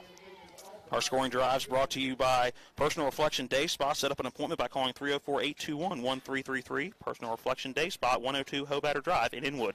Well, you mentioned the score. It capped a 4-play, 69-yard drive and took just 55 seconds, a pair of running plays and a pair of passing plays, and that second pass going from Barrero to Hager, who caught both passes in that opening drive, going 39 yards for the score. That ball moved back to the 35-yard line. It's where Ilderton will tee it up from. Blake Hartman now standing at the 15, the lone return man for the Applemen. Ilderton approaches the football, gets away a good kick. Caught at the 13-yard line. That's where Hartman will start his return. Has blockers set up. He's got to see him across the 30 to that 35-yard line. Barreling his way forward across the 40. Finally taken down by a host of Redskins at the 42. And Musselman, good starting field position on their first offensive drive of the game. Very nice return. You could see as he was working his way towards this near side, found a blocker that he could kind of follow through a little bit of a hole. And right at the end of that, when the contact was coming, you see what makes Hartman so tough to bring down. He'll be the one to initiate the contact whenever possible. And I think what makes him so special is he is very good at letting the blocker set up in front of him. He does not hit a hole too quickly. Shotgun formation, little pistol look, as you'll see a lot from this Musselman team. There's that first give to Hartman. He's across the 45. Good blockers out in front to midfield, and a flag coming in late. We'll see what that one is. Look, it could be in the area of a hold or a face mask. We will see, and they are signaling a face mask, so tack some on to the end of that run. Nate Cole and Logan Herring, a tackle and a tight end on this left side with a really nice job of blocking downfield. Face mask on the end of that run, so that will move the chains on the first offensive play for the Musselman Applemen. It was the short variety 5-yard face mask. How about a big shift over right, the center, the leftmost person on that formation. The direct snap goes to Blake Hartman, barrels his way forward following the offensive line. Heavy right. He's inside the 40-yard line to about the 39, and how about a unique formation right there. Again, the center being the leftmost offensive lineman, not seen often. There you go. You overload one side and see what you can do to outman the guys there defensively. Gain of 6 brings up a 2nd down and 4 for the Applemen. 2 wings, one coming in motion. Little read option. That give is to Blake Hartman. He's inside the 35, barrels his way down to the 32. See if they give him forward progress to the 31. Either way, it's enough to move the chains. First down, Musselman. Yeah, so a pair of first downs for the Applemen as they get one thanks to the face mask penalty at the end of an 8-yard gain for Hartman, and now this one on a pair of carries for 13 yards for Hartman. And now you don't start slow. Up-tempo offense like Musselman is doing right now, and Caleb Hardy very smartly goes to that hard count and gets some movement on the defensive line. How about move that football head 5 more yards to bring up first down and 5 following the offsides for Hurricane. 3 penalties, 15 yards right now for the Redskins. In the pregame, we heard from Jeremy Taylor, a young football team, just 5 seniors. He's got some sophomores playing, that youth showing with the early mistakes. Hardy in that pistol. Hartman is right behind him. Claps those hands together. There's that give to Blake Hartman. He's got a pulling guard to his right. A gaping hole. He's inside the 20-yard line to the 15, gets tripped up, and will be brought down right around that 12-yard line. They may give him the 11. Another first down, Musselman, and both offenses moving very well to start this game. 1st and 10 from the 11-yard line coming up for Musselman. Well, as you said, a gaping hole. That was great blocking out on that right side. Gave him plenty of room that he could find a little cutback lane and pick up another big chunk, 16 yards. How about a little wildcat as Blake Hartman by himself in the backfield. Caleb Hardy splits out to the right. Now a man coming in motion. That is Nick Zamora. There's the direct snap to Hartman. Waits for those blockers to set up. He's inside the 10-yard line. Gets wrapped up from behind. Carries a tackler with him to the 5-yard line. Give him the 4.5. The Applemen can get a first down without finding the end zone. It'll bring up a second down and about 3 to go. Again, quickly getting to that football. Again, hard right on that offensive line set. Direct snap goes to Blake Hartman. Goes to the right side. Lowers that shoulder. He's into the end zone. It's a Musselman Appleman touchdown. Well, there you go. Blake Hartman doing the job. Every single carry in this opening 6-play drive, and a great job by that offensive front line and the tight ends. Those guys really opening some big holes. And Matt, you think that Hurricane has seen that formation on the film yet? I doubt it. That's the first time we've seen that formation. Yeah. It's now the third game we've seen Musselman this year. It'll be Waddell on to kick the extra point and try to tie this football game up. Snap, hold, kick is up, and it is good. 7-7, 8:36 remaining in quarter number 1. We're back with more after this 60-second timeout. This is West Virginia High School football on Talk Radio WRNR and TV 10.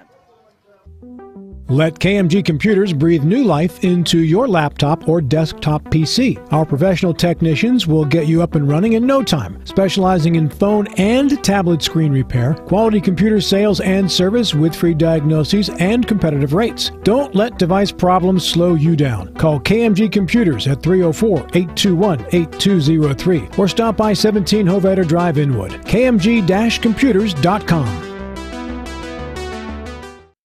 In Morgantown, Mac Warner admits he has a slumlord reputation. Here at the Capitol, on his first day, he illegally fired 16 people, costing the state $4 million. But there's more. He allows a full-time employee to work on state time as a radio host here. But there's more. He admits taxpayers are paying thousands of dollars a month on his one-stop shop, even though he says the phone and computer lines don't work right. Seriously, it's time to end his fraud, waste, and abuse. I'm Natalie Tennant, and I'd appreciate your vote. Welcome back into Redskins Stadium. The ensuing kickoff coming for Waddell as he sends it deep, 2 men back. It looks like Hager going to be the return man. He catches it at the 13-yard line across the 20. Now goes back as he was approaching the 25, trying to break it to the outside. Now again crosses that 25 to 30, and finally pushed out of bounds about that 35-yard line. And a flag coming in late. We may have unnecessary roughness, a late hit after that play. Looked like that tackle started inbounds, maybe an extra shove on that sideline. Again, it's far opposite from us as you can get in a lot of bodies in between, but it looks like there's going to be some yards tacked on to that return. Yeah, Ray Adams on the tackle that occurred a step or two out of bounds. I'm sure they're looking at it that he should have let go as opposed to continuing through that play, and that'll cost the Musselman Appleman 15 yards. It was a personal foul, by the way. Take it up to the, they said he went out of the 34, so put it at the 49. Hurricanes still in their own territory. Scoring drive, by the way, for the Musselman Appleman, 6 plays, 58 yards, 2 minutes and 7 seconds. A 5-yard touchdown run for Blake Hartman. His 22nd on the season has us all tied up. Pistol formation, 3 receivers to this near side as one comes in motion. That's Brown coming in motion. There's the give out of the pistol, and stuffed in the backfield at the 46-yard line. Getting the carry was Jeremiah Riffle, and Musselman all over that play, stopping him for what looks like it's going to be a 2.5, almost 3-yard loss. Yeah, well, Riffle not only got to carry the football, he had to carry Austin Gregory, a 6'1", 200-pound senior who came in from the backside, chased him down, jumped on, and eventually rode him down for that loss. Ball now at the 46-yard line. 2nd and 13. Again, pistol formation, that blocker to the left coming in motion. Now is Chase Hager. Little read option right there. That a give to the right side. That give is to Riffle. He's got room in front across midfield inside the 40 at the 35-yard line before he is taken out. Say they'll mark him out at about the 33. Great run, good blocking on this near side by the offensive line, and Riffle flips the field and gets a first down, Redskins. Well, and again, a well-designed play. They get things moving to the left, give on that counter back to the right, and a great job blocking out in front by Brogan Brown, helping to make sure that he picked up an extra 5 or so yards at the end of that run. Looks like Tyrone Washington now in at tailback, 1 receiver to each side of the formation. 4-down lineman for the Appleman. There is the give to Washington. Another good hole as he tries to avoid Caleb Hardy, but Hardy able to trip him up. Washington able to get inside the 30 down to the 29-yard line. First carry for Washington picks up about 4, and a nice play by Caleb Hardy to come up and be able to take him down after a relatively short gain, although if you're Hurricane, you'll take 4 yards on first down anytime you can get it. And the nose of the football almost at the 29, so give him about 4.5.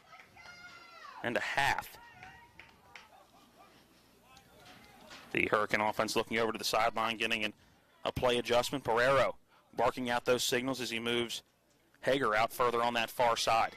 Again, pistol formation, Washington in the backfield. There's that give to Washington. He goes off that left side. He's inside the 30, inside the 25 to the 20. A couple Applemen there. Bounces forward almost to the 10-yard line. They'll say he's down at the 12. Another good run, and right now Hurricane doing what they want offensively, Matt. 17 yards on that one, and both of these offensive lines have done the job in the first possession for each team, and Hurricane doing it now in their second possession. What a great job of sealing that left side and giving him the entire sideline to go run.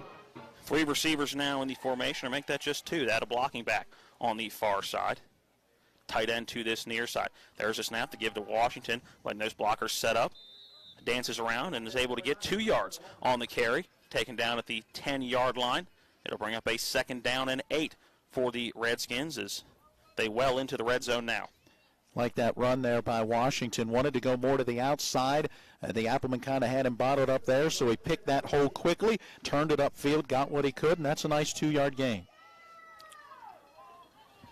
2nd down and 8. Ball at the 10-yard line. We're tied at 7. Under 6 to play in quarter number 1.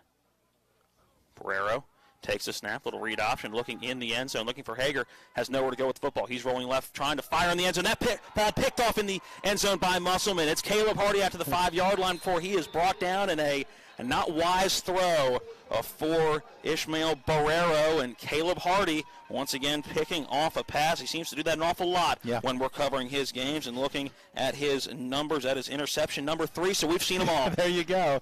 We have seen them all. Barrero, a junior quarterback, watched his receiver the whole time under pressure and could not see or did not see Caleb Hardy coming from the opposite side. And trying to throw across his body. That's a very, very tough play. Interception for Caleb Hardy. That ball first down at the 6-yard line now as our clock will start on our referee's cue.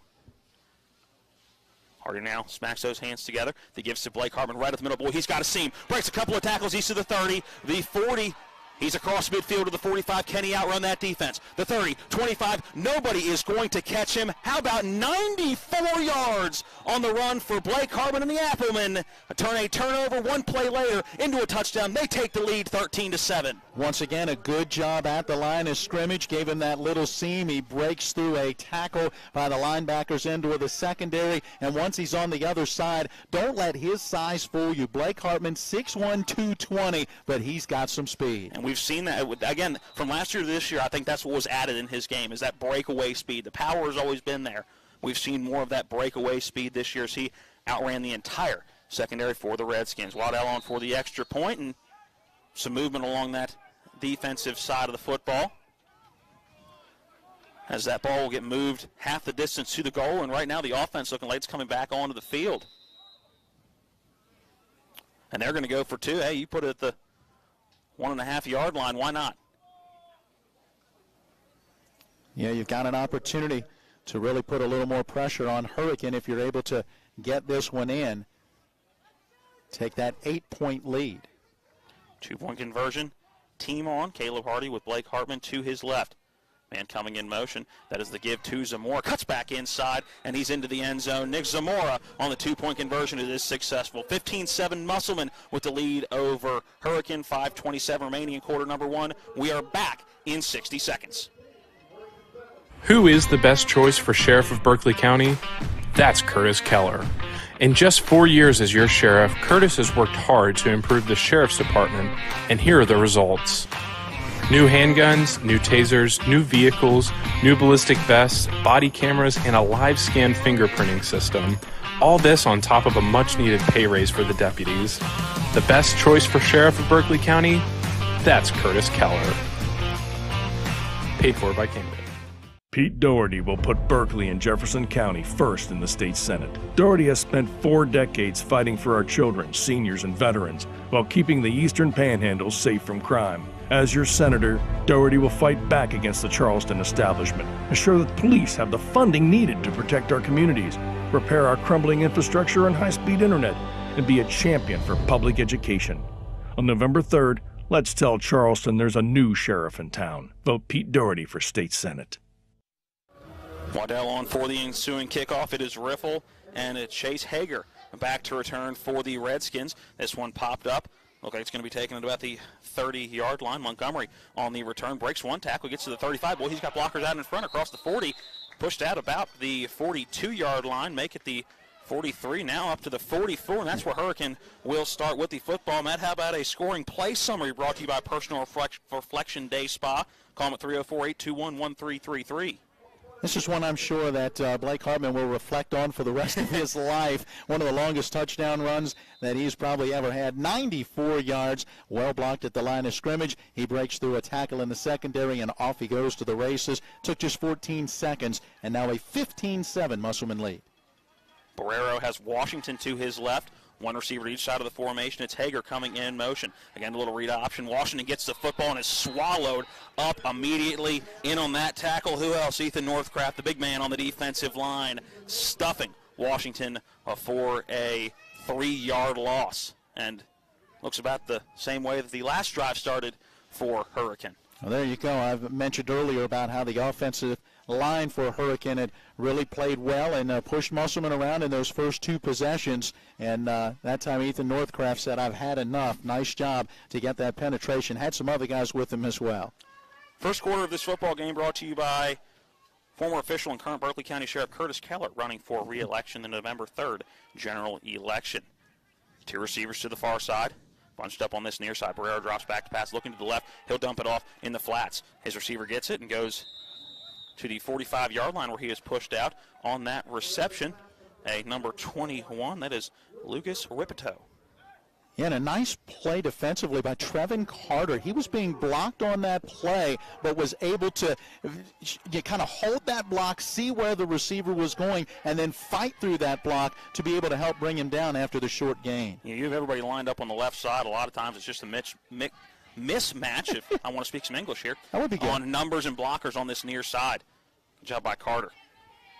Again, pistol formation coming in motion is Hager. He'll be that slot receiver on the far side. There's a snap, little play action. Barrero going to drop back to pass. Bottle up, and he is sacked. His knee went down. They're not going to say, and they flag down, multiple flags down. Yeah. His catching it was an ineligible receiver. Yeah, there you An go. offensive lineman, number 66, making that catch. That's Isaiah Williams. So, Matt, it sure did look like his knee was down. I am right there with you. I thought that the knee had gone down before he let go of that football. Our officials are going to get together, and we may have a determination. Looks like the far side official stepping in and pointing towards the ground. I think Brian Thomas helping out as well. Yeah. So will it be a sack? And then they'll mark the penalty. penalty. Putting the football. Well, let's wait and see. Well, it's a sack. That's where the play should be blown dead because that penalty will be waived off, correct? And that's what will happen. It will be the sack. That's a good call. Again, it certainly looked like his knee went down before he was able to get that football off. So that'll be a sack, pushing the ball back to the 40-yard line, bringing up a 4th down, and the punt unit coming on to the field. Matt, that was the first 3rd down that either team had seen so far in this ball game. Punt goes back. Musselman on the rush, able to get it away high. A booming kick that'll bounce at the 42-yard line. Take a Musselman roll to about the 37. A high punt for Lucas Ripito. Yeah, didn't get a ton of distance on it, though. That one covers about 23 yards. The good news, no return, because it's always dangerous when Blake Hartman is back there. 3:22 remaining in quarter number 1. That ball placed at the 38-yard line on the far hash. That's where Musselman will start this offensive drive with a 15-7 lead over the Redskins. How about the way this defense has stepped up in the last 2 possessions? They force a turnover in the end zone, getting the INT, and then that time putting pressure on the quarterback, getting a sack for a loss of 7 on a 3rd down and 8 after a loss of 3 on 1st down. Good defensive stand. Again, line over right. Direct snap goes to Blake Hartman. Again, breaks through a couple of tackles. Gets a 1st down up to the 49-yard line before he is brought down. And, Matt, there using that formation an awful lot early on in this game. And why not? It's working. about 154 yards already on 8 carries for Blake Hartman. Well, it helps when you got a 94-yarder in there. Well, and each play from scrimmage has been a Hartman run. At the same time, it was a great block by Hartman on that 2-point conversion run for Zamora after that last score for the Applemen. They will say Hartman did get midfield, so 1st and 10 from the 50-yard line. Hardy claps those hands together. The give is straight up the middle to Blake Hartman. Little stutter step, bounces it to this near side and just bottled up after a gain of just 2. Looking to see who came out of the bottom of that pile. And they see the side number. I believe that's a 12. It is. And it is. That's Jeremiah Riffle. Yeah, nice job by Riffle as he stayed with that play and was able to make the tackle after just a short gain. And that 2-yard gain is the lowest that they have held Hartman to in each of his now 9 carries. Miller going to come in as a running back as Blake Hartman will go and get a breather. I think he's earned one. So Miller now the tailback behind Caleb Hardy. 2 wings, 1 to each side of the formation. Another hard count, some more movement along that defensive line. Didn't see any on the offensive line. Our official says it is offside and make it a 2nd and 8. Move it to a 2nd and 3 as that football will move up to the 43-yard line. Musselman is in Redskin territory. 4 penalties now, 20 yards against Hurricane. By the way, Hartman being tended to on the sideline. Not sure if he got poked in the eye or what they're looking at. That give is to Jacob Miller on the handoff. He's inside the 40, down to the 38 before he is wrapped up. Looked like a 3-7, or is that a 3-2? Make that a 3-2. That's Brogan Brown on the tackle for Hurricane, but not after. It's enough to move the chains for Jacob Miller and a Musselman first down. Already 7 first downs in this opening quarter for the Musselman Applemen. And, man, I think more of a hand is what they're looking at. Is that right what now it for is? Blake Hartman. Yeah, it's what it looks like. So not sure whether maybe a fingernail ripped off or something like that. Hopefully he can get back in the game soon. But Jacob Miller doing a good job in his stay right now. There's a give and a direct snap to Caleb Hardy. He gives it to Nick Zamora. Zamora trying to cut to this near side. He'll get about 1, and it'll bring up a 2nd down and 9. A good job that time, Hurricane, getting a lot of defenders here to this short side of the field. Too many for Musselman to be able to block. They were able to quickly make that stop. Make that closer to a 2nd down and 8. Knows that football almost the 36-yard line. As we have 1:10 and counting on a running first quarter clock here from Hurricane, West Virginia. It is Hardy as the tailback. He stands at the 43. Caleb Hardy stands at the 41, claps those hands together, tries to get a jump, and as the play clock is running down to 4, Brian Thomas wants a timeout. Let's go ahead and send it back to the studio, take a 60-second break as well, back with 55 seconds remaining in quarter number 1. It is Musselman 15, Hurricane 7. We're back in 60 seconds. Fall is here at Taylor's Farm Market and the Cider Press Deli and Grill. Stop by for some of our apple cider donuts, fresh cider, and everyone's favorites, our delicious apple pie and apple dumplings. We also have some beautiful Big Mums for only $9.99 each. Experience local flavor at the Cider Press Deli and Grill in Inwood. We have something for everyone. We're open Monday through Saturday from 11 a.m. to 8 p.m. for lunch and dinner. Check out our menu at ciderpressdeliandgrill.com. Taylor's Farm Market and the Cider Press Deli and Grill at 178 Pilgrim Street in Inwood. My name is Marshall Wilson. I'm the only independent serving in the West Virginia legislature, and I'm running for governor to uphold and defend the Constitution of the state of West Virginia and of the United States, because I want my children to raise their children in a free, just, prosperous, and secure land. If my children have that opportunity, yours will also. Look us up at marshallforwv.com. Please vote S. Marshall Wilson for governor. Thank you very much. Write in S. Marshall Wilson for governor. Paid for by Marshall for WV. Quick out of the timeout. The give is to Blake Hartman. He's inside the 30 down to the 25. Multiple flags coming in the area of a hole. So I believe that first down or run, the 2nd down run that was going to move the chains will end up moving that ball marker in the wrong direction, and it will holding on the offense. Looks like right around that line of scrimmage. Yeah, really going to be more like 2 yards deep, so roughly 12-yard holding call, if you will. And that will be the first penalty on Musselman here if I look back through my records. No, Musselman did have, don't forget, that personal foul penalty earlier in this one. And so that's the 2nd penalty now for 25 yards. And our first quarter also brought to you by the Cider Press Deli and Grill at Taylor's Farm Market in Inwood. Stop by for some apple donuts, apple cider, and apple dumplings. 'Tis the season. Blake Hartman in the backfield. He gets the handoff inside the 45-yard line, barreling forward down to the 41 before he is wrapped up almost back to that original line of scrimmage, but it's going to be a 3rd down and long, and we'll see if Coach Brian Thomas elects to run another play in the quarter. The play clock, more time on it than the game clock. Hardy is jogging onto the field like they will try to run a play. Although the way that Hardy's been able to use that hard count, maybe an opportunity to try to gain some yards back. 10 seconds on that game clock. Kagan Teets moves in motion. He's now the receiver on that far side. Not in any hurry. It's 2 seconds left, 1 second left. Hardy looking, again, going with that hard count. Will he get the snap off? No. Just after the play clock hits zero, the game clock hits zero. 60-second break to take back at the studio. After 1 quarter of play, it is the visiting Musselman Appleman up 15-7 over the Hurricane Redskins. We are back in 60 seconds. Life can get in the way these days. We all know that. Work commitments, social commitments, volunteer commitments, family commitments. You put your heart into all of it. You've got enough to worry about already. Your roof shouldn't be one of those things. Everything should just work. But when your roof is in need of an upgrade, you shouldn't have to worry about that either. Modern Renovations, your 4-state roofing solution. Reminding you that home is where the heart really is.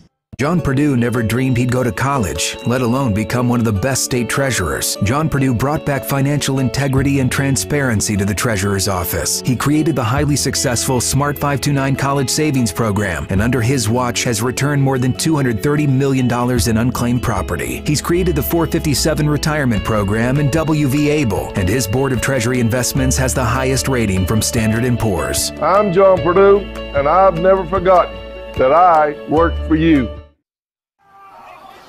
Welcome back into Redskins Stadium. 3rd down and 13 as we start quarter number 2. Musselman now moving to our right. A 3rd down and long. Some more goes in motion. A little bit of a read option. Hardy going to keep it. He's going to get bottled up. Hurricane doing a great job of reading that one instantly. And after both offenses couldn't do anything wrong, now both stalling a little bit. We've seen that adjustment by the defense. And, Matt, that's something we thought we'd see in this game.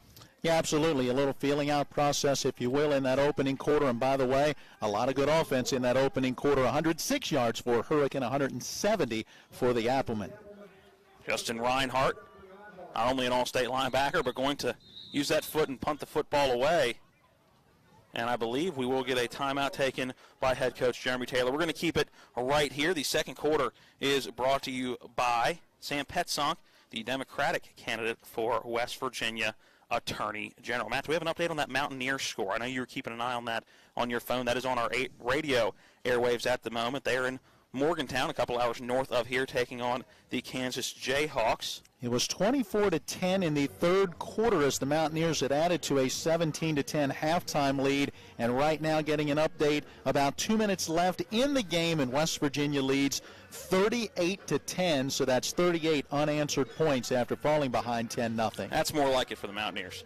This timeout brought to you by Eddie Gokenauer for Berkeley County Council, your Republican candidate for Berkeley County Council. We should also add, we're down in this neck of the woods. The Marshall Thundering Herd will be in action at 6 o'clock this evening. They are down in Louisiana, taking on Louisiana Tech. Should be a good one. Tech 3-1, 2-0 in Conference USA. Marshall 3-0, 1-0 in the league. Yeah, man, a little bit of green here, and it's not for Musselman on this home side of the field. We are in Thundering Herd territory. Reinhardt will stand at about the 50-yard line. One return man back. It looks like that's Chase Hager. There's the snap, a slight roll to the right, and Reinhardt, a line drive kick bouncing, and Blake Hardman almost getting it at the 1-yard line. Looked like he slowed down trying to time it perfectly at the 1. Looked like he may have almost been able to get to it at that 2 or 3 yard line. It'll be a touchback and bring that football out to the 20-yard line. That's where the Redskins will start with at their first drive of quarter number 2. 11:20 on that clock to start this offensive series. Yeah, the punt goes 40, but just 20 net as it comes out to the 20-yard line. By the way, update 1:45 to go in Morgantown. Kansas has another touchdown on the board, trailing 38-16 pending the extra point. Riffle is the running back, one receiver to each side of the formation. Barrero is the quarterback in that pistol formation, blocking back to his right. Riffle gets the handoff, little counter, cuts back to this near side. He gets the 25-yard line taken down at about that 36. They may even give him the 37. Make it 26 or 27. Did I say 30? Yes. Let's go with the 20. Good run as that does get up to the 27-yard line is where they will spot it. 2nd down and 3 coming up. Nice job by Jacob Miller. He stepped up and took on a block, forced that running back to cut back to the inside where Reinhardt was there and able to make that tackle. And by the way, Reinhardt, the leading tackler for the Applemen, 45 on the season coming in. That blocking back Brown is now to the near side of the formation. Again, it is Riffle getting that handoff. He crosses the 30-yard line. Finally being brought down at the 35. That's enough to move the chains. Looks like in on that tackle, a 4-0. That's Nathan Gray. Yeah, Gray came up, filled that hole, able to make that stop. 6 first downs now for Hurricane. And after a 3-and-out the last time they had it, getting a little bit of something going here. Back-to-back runs of 8 yards and 7 yards. 1st down and 10. 35-yard lines where this ball will be snapped. Barrera, a little bit of a bobble. He's going to take it himself. Barrels forward and gets to the about 40-yard line, so a broken play turning into a gain is, yeah, they will give him the 40-yard line. Gets half of what he needs. It'll bring up a 2nd down and 5 before he was brought down by Nate Cole, big defensive lineman. And, yeah, you could tell that is not what Barrera had called in the huddle. Ended up just quickly spinning and moving upfield. I was going to say, it almost looked like the Washington Patriots back at home, that single wing, a little spinner move, as they didn't quite connect on the handoff. He spun and got a positive 5 yards. Give the young man credit. Washington is that tailback, little play action pass. Barrera going to go to that far side, avoids a sack, trying to get out of the wraps of a couple of Applemen, and he does just that before getting rid of it. Brian Thomas almost able to make the catch on the sideline. The head coach of the Applemen, Barrero, just able to get that football away. It was Nathan Gray who had Barrero wrapped up, but doing a good job. You see the athleticism of Ishmael Barrero able to get out of that sack that would have pushed Hurricane back very deep in their own territory. Yeah, Reinhardt right there as well. And Ripito, if you're wondering, hey, who was in the area for that pass? Why is it not an intentional grounding? He did have Ripito on that far sideline, but clearly just chucking that one through it well up over his head. 3rd down and 5, ball at the 40-yard line, Hurricane in their own territory. 1 tailback, 1 receiver, 2 each side. That is Riffle getting the handoff and swallowed up in the backfield. Who's in there? Justin Reinhardt on the tackle. That'll be a loss of a couple, make it a loss of 2, bringing up 4th down and 7. And it looks like the punting unit will go onto the field for the Redskins. Yeah, you got to account for Reinhardt every time. As a linebacker, he covers the field so well, able to step up and make that stop for a loss and bring on the punting unit. And Hurricane now 0 for 2 on 3rd downs in this first half. Lucas Ripito is on to punt the football away as somebody quick on that front line. A couple of players quick on that front line. Now a personnel question is, we'll see if Jeremy Taylor has to use a timeout. 4 seconds left on that play clock. It's going to have to be a quick snap. They do get it back to Ripito, and he is able to punt it away. Good kick deep, taking Caleb Hardy back. That one bounces at the 20. Hardy better get out of the way that one's bouncing. And a friendly Hurricane roll inside the 10, rolling inside the 5, almost down to that 3-yard line, and that is where they will spot it. What a punt by Lucas Ripito. How about 59 yards with the roll? And that's how you go from punting at your own 38-yard line. You're thinking Musselman's going to get at least decent field position out of this after a 59-yard punt. The Applemen start in the shadow of their own goal line. And Caleb Hardy's got to be careful. Extremely close to that football as it was bouncing up the field. Well, we're used to seeing Blake Hartman back there. Hartman is in the backfield right now. Caleb Hardy is that quarterback, 1st and 10 from the 3-yard line. There's the give right up the middle to Blake Hartman. Cuts back to this near side. Gets across the 5 up to the 10-yard line before he is brought down. Gain of 7 on 1st down for Hartman. I don't know about you, but I was thinking. And a late flag now coming in. I was thinking about the last time we were in this situation and going, can Hartman do it again? See what that late penalty flag is. It's dead ball. And it's unsportsmanlike, and it goes against Hurricane. Wow. So another penalty for the Redskins. Yeah, that would now be leading in that category between these two teams in this contest today. And move that ball up now to the 25-yard line. 5 penalties, 35 yards now against Hurricane. 1st down and 10. Musselman the 25 in their own territory. As we're still waiting on an explanation, it looks like, on this near side for Jeremy Taylor. Yeah, not sure if it was something said or if there was a little push or shove at the end of that play, but clearly a dead ball that occurred after the play. And I'm sure he wants a number, so he knows who to yell at halftime. That clock now starts 8:15 on a running second quarter clock. There is a snap to give to Hartman right up the middle. Tripped up and does not go down. Finally stood up at the 28-yard line. It'll be a gain of 3 on first down, bringing up a 2nd down and 7. Got out of the initial contact, stumbled forward and got a few extra yards, and Blake Hartman does not go down by first contact all that often. No, I was going to say I didn't get the number on the young man that stuck his nose right in there but slowed him down and kept him to just a 3-yard gain. That 2nd and 7 snap. Again, that snap goes to Hardy. Give is to Blake Hartman. He'll get 2 up to the 30-yard line, bringing up a 3rd down and 5 as we're at 7:30 on the clock here at Redskin Stadium. Yeah, nice job that time by Brody Clagg. He's a 6', 164-pound junior, filling the hole after the 2-yard gain. The Applemen 0 of 1 on 3rd down opportunities, face the 3rd and 5 here. Musselman tightens that formation. One back is to the left as now Zamora comes in motion. Little read option. Hardy going to keep it and swallowed up immediately. A couple of different Redskins right there. Looks like a 6'3" coming in. That is Sheldon Frampton in on the tackle, and they've tried that play a couple of times, and Caleb Hardy just can't seem to find any separation on that read option. 4th down and 4 coming up as Hardy did lean forward for a yard, but it'll bring out Justin Reinhardt to punt that football away. The statistics prove you right. Hardy has 2 carries, each time 1 yard. 2 carries, 2 yards. I can even do those averages. There's that punt back to Reinhardt. He gets, again, a low line drive kick. This one bouncing and going out of bounds at the 36-yard line, and that is where the Redskins will start with the football. 6:34 remaining in quarter number 2. Reinhardt getting 33 yards out of that punch, but again, no return, and so let's see if that Musselman defense can continue what it has done each of the last 3 possessions after Hurricane scored on their first possession, an interception, a sack on a 3rd and 8, forced a punt, and a -2 on a 3rd and 5, forced a punt the last time they had it. And Matt, you got to be impressed with how these defenses have adjusted. Again, after the offenses were ruling the show to start this first quarter, to start the game in that first quarter, defense is now picking up the pace. Pereira with a tailback to his right brings a man in motion. It's Hager. Now this give to the near side. It's Riffle. He's across the 35-yard line, barreling forward, gets to the 39 before he is brought down. A couple of green helmets in on that tackle. Looked like Gray was there along with what looked like Ray Adams, also at the bottom of that pile. Yeah, Miller there David as Miller well. again as well, yeah. Well, no, again, another well-conceived play where they bring that man in motion. They fake the handoff to him on what would be a jet sweep. So, again, they try to get everybody flowing to that right side and then give that off to Riffle and try to come back here to the left side, and Musselman stayed home. 1 receiver to each side of the formation. Now 2 blockers will go in motion to that far side.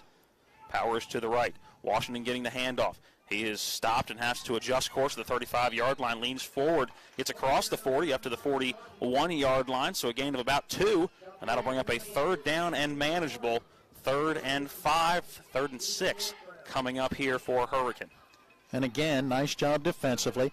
Musselman just kept that play going sideline to sideline, never really gave the young man a cutback lane, and eventually the 6-foot senior Tyrone Washington took what he could get, turned it upfield, and picked up a couple.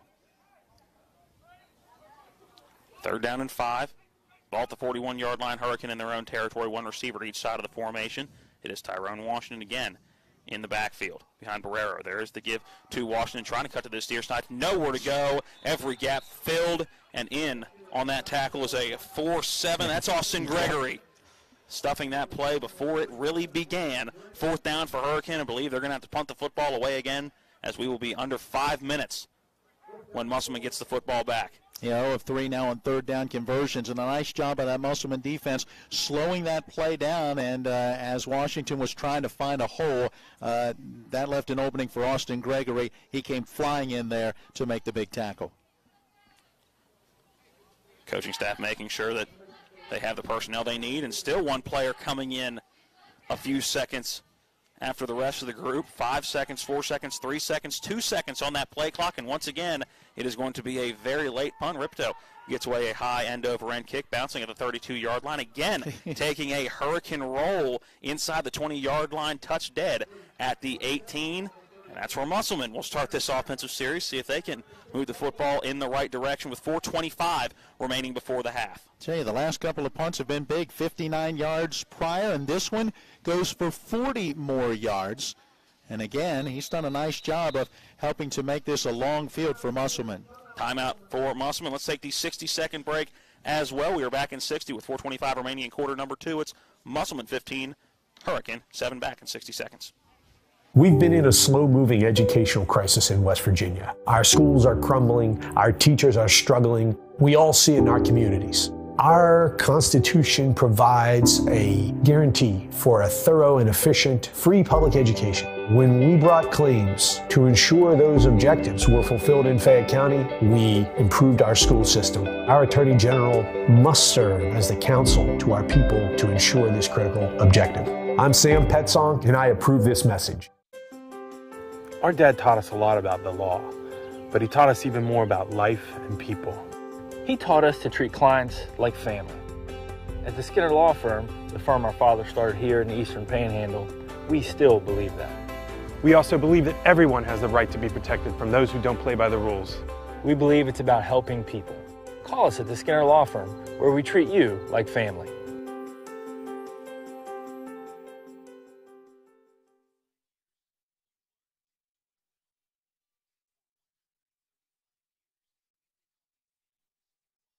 Heavy to the right, Blake Hartman gets that direct snap. He's across the 20-yard line, across the 25, where he's brought down at the 26. As we have 4 minutes and 15 seconds left before the half, Musselman will get the second half kickoff, so you know they'd like to punch one in the end zone. That last time out was brought to you by Tony Petrucci, Democratic candidate for Berkeley County Council. Second down and 3 as that was a gain of 7 on first down.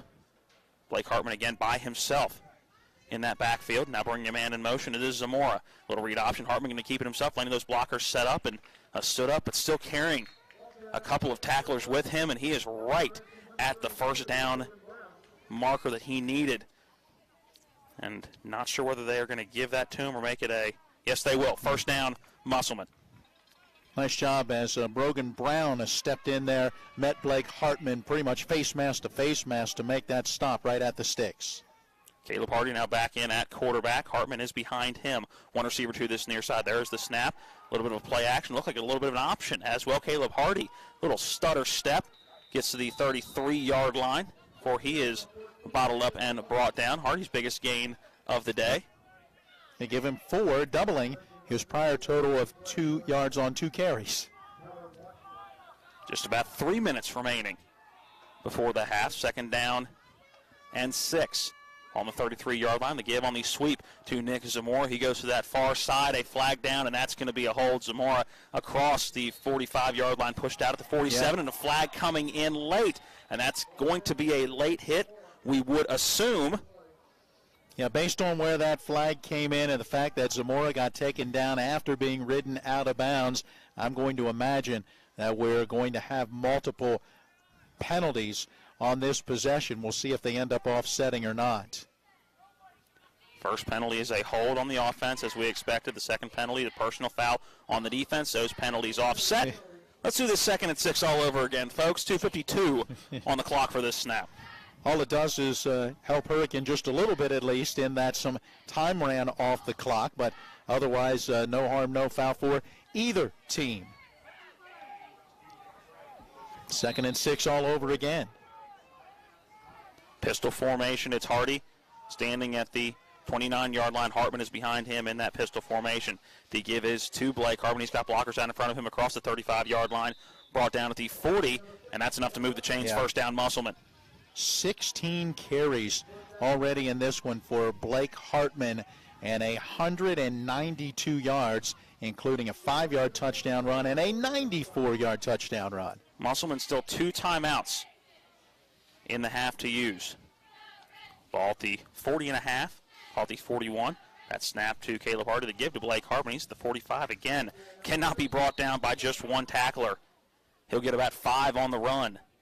And it'll bring up second down. A host of tacklers in there. Looked like the first one to make contact was Tyrone Washington. Ellen Pepiora down on the ground. He came right in at the legs of Blake Hartman, and you saw the athleticism of Hartman able to, get around that would-be tackle.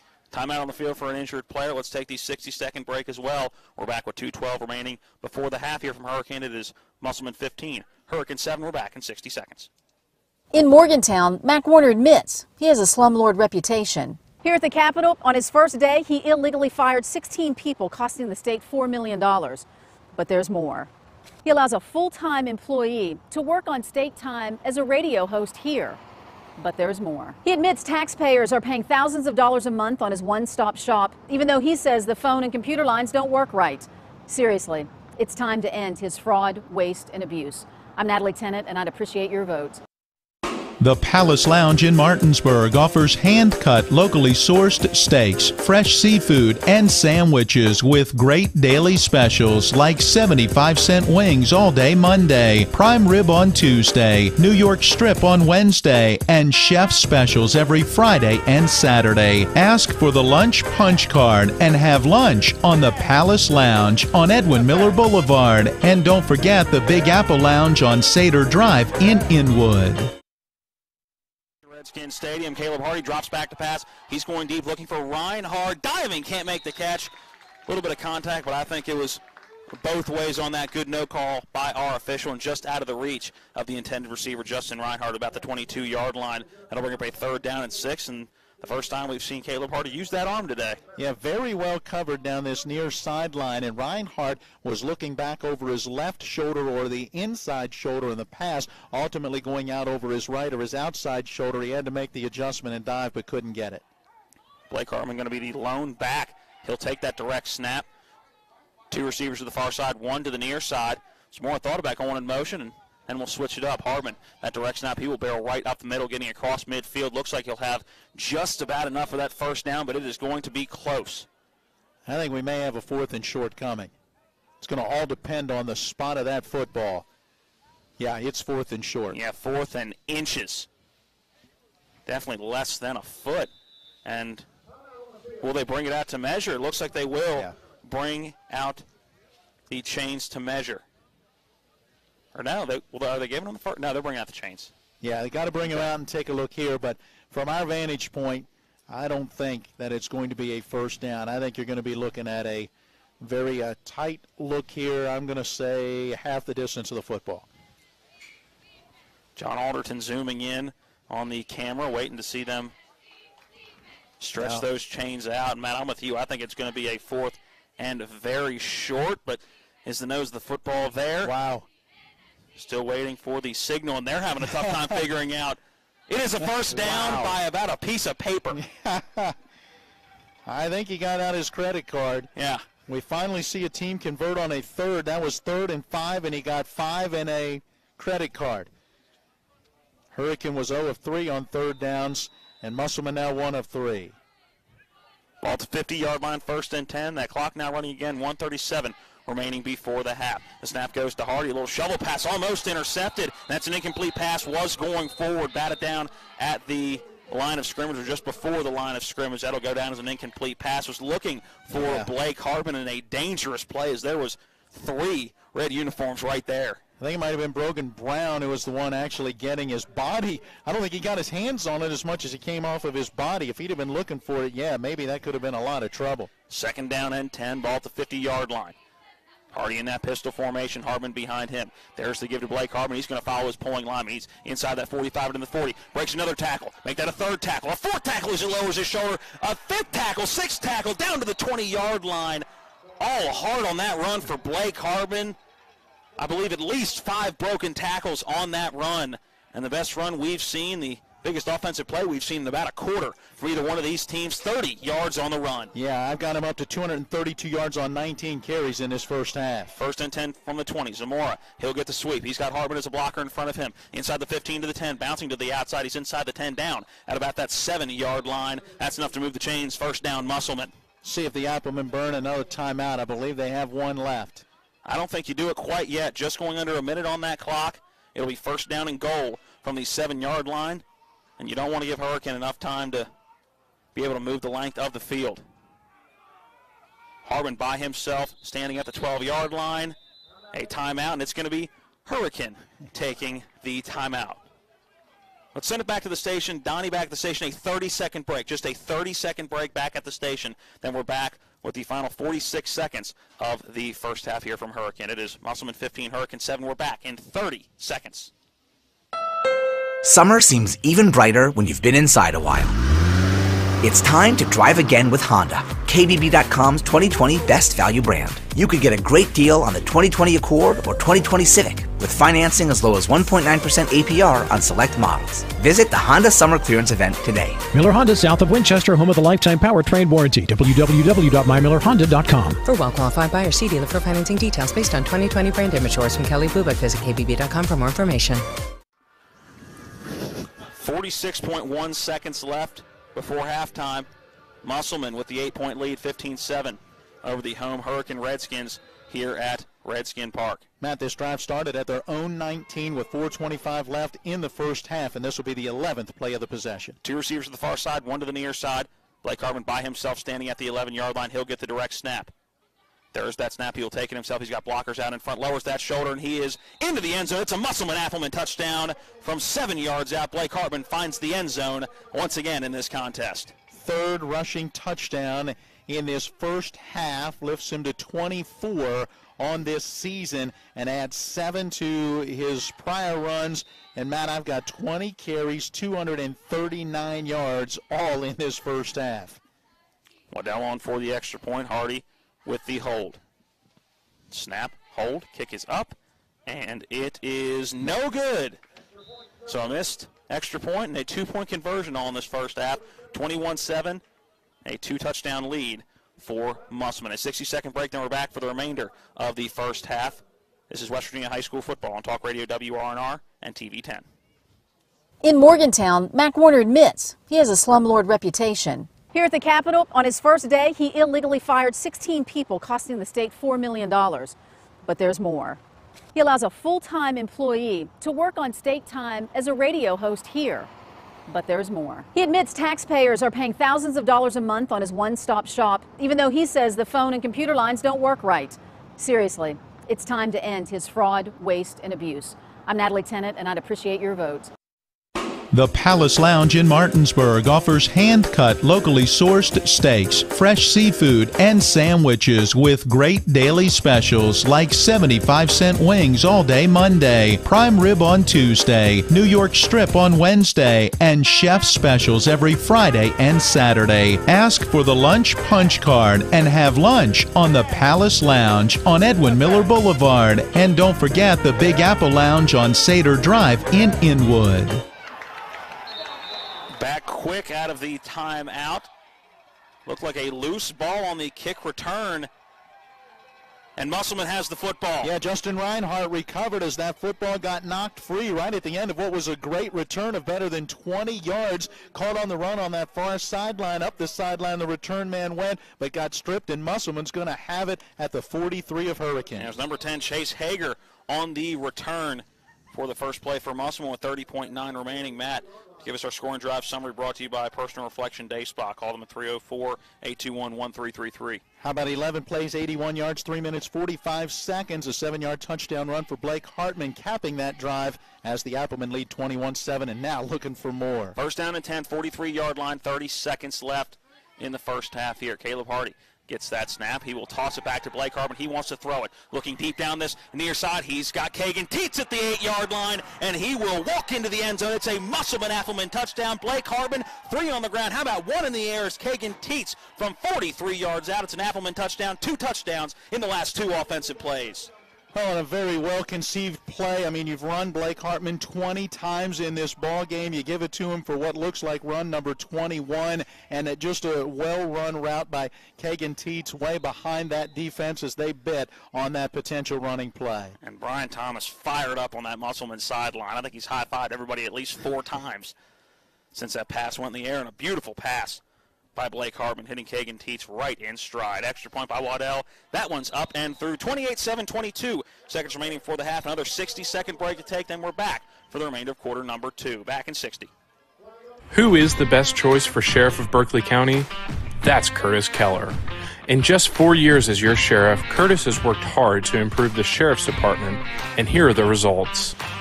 New handguns, new tasers, new vehicles, new ballistic vests, body cameras, and a live scan fingerprinting system. All this on top of a much-needed pay raise for the deputies.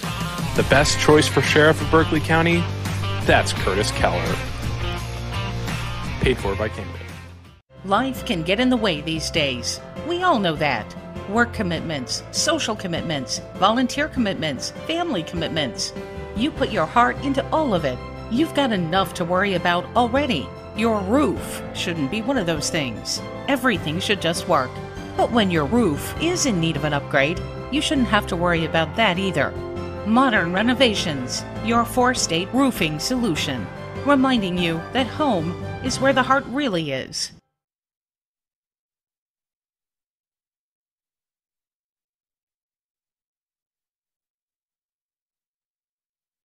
Ensuing kickoff after their previous touchdown, 28-7, 22 seconds remaining in quarter number 2. There's a personal foul after the extra points. The football going to get moved back to the 25 for the kickoff. See if this helps and give some more room to Hurricane.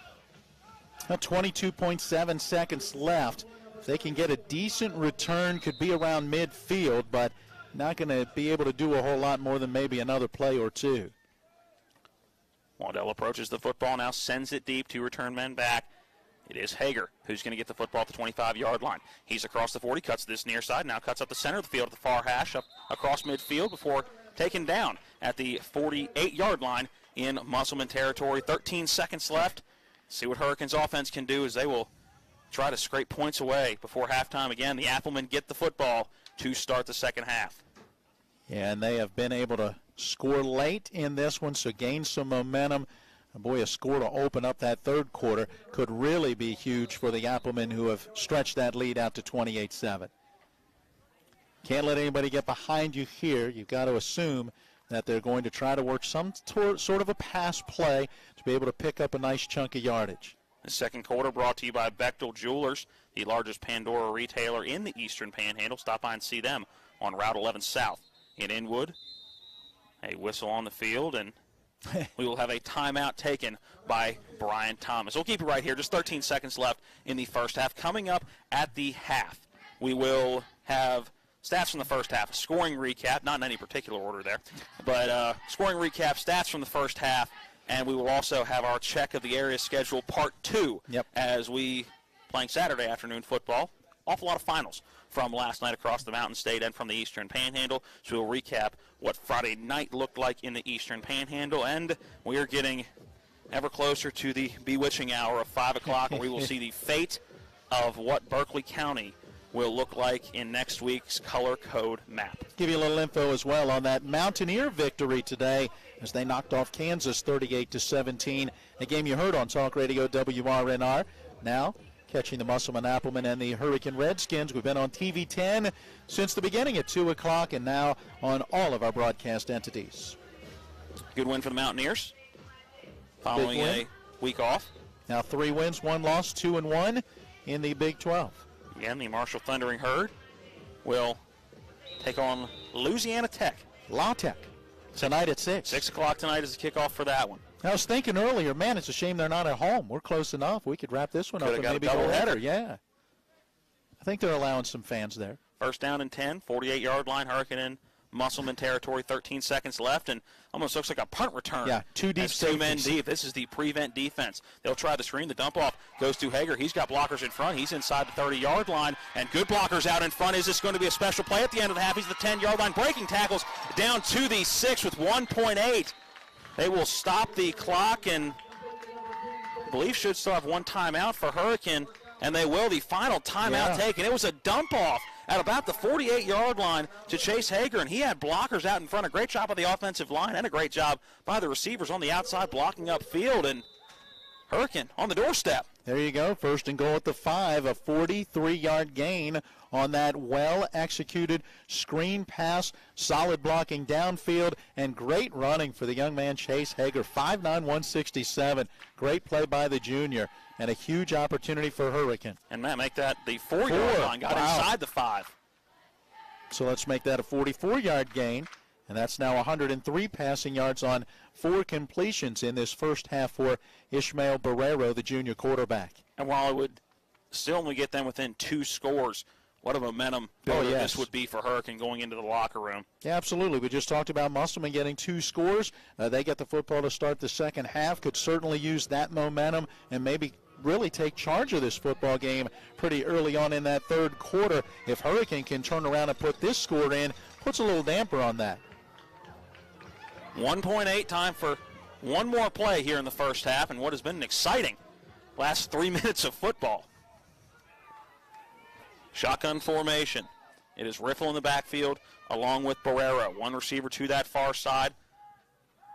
Barrera going to roll to this left side, looking in the front corner of the end zone. That one tipped away at the last minute. Coming in, putting a hand in, was it Baden Hartman? Yeah, Adams was there as well. I think it was Adams who maybe got the hand on it with the great coverage as well right there by Hartman. So that will conclude the first half of coverage here from Redskins Stadium. It is the visiting Musselman Appleman up by 3 scores, and they'll get the football back to start quarter number 3. We'll take a 2-minute timeout, then come back and start our halftime show. Again, your score at the half, it is Musselman 28 and Hurricane 7. We're back in 2 minutes.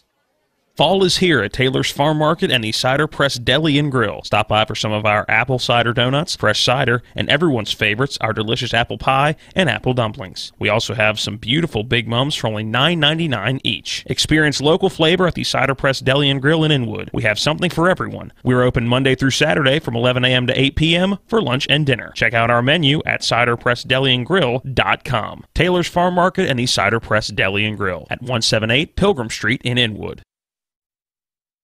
Mayhem is everywhere. I'm your new bangs, and you can't stop staring at me. That's it.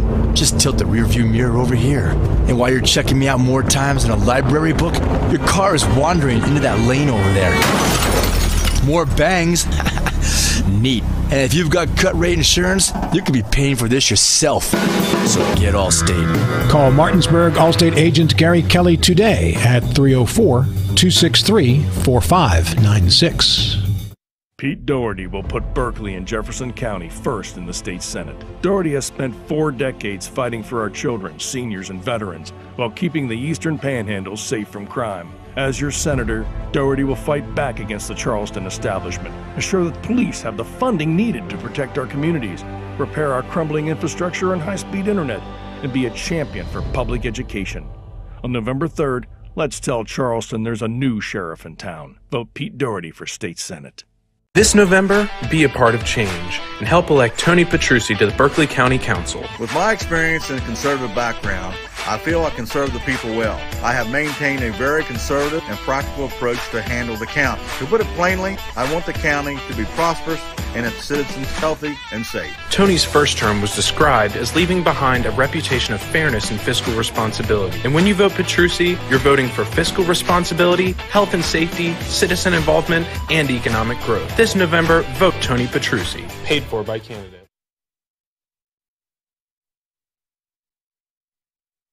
Stadium. We are at the half. The Appleman with a 3-touchdown lead. Our halftime show is a courtesy of Mac Warner. Elect Mac Warner again as he is the incumbent running for Secretary of State across West Virginia. The election on November 3rd, vote Mac Warner. And by Modern Renovations. Need a roof? Buy now, pay later. Modern Renovations. Matt, quite a first half.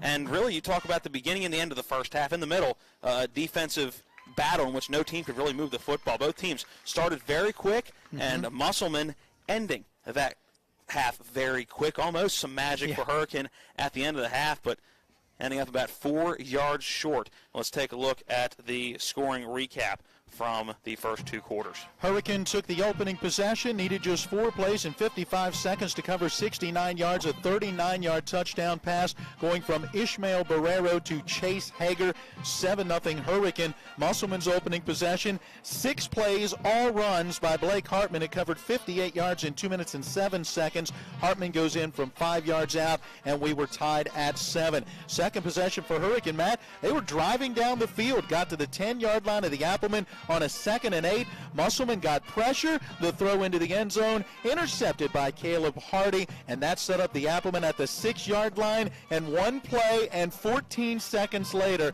Blake Hartman had covered the entire 94 yards on that one big run.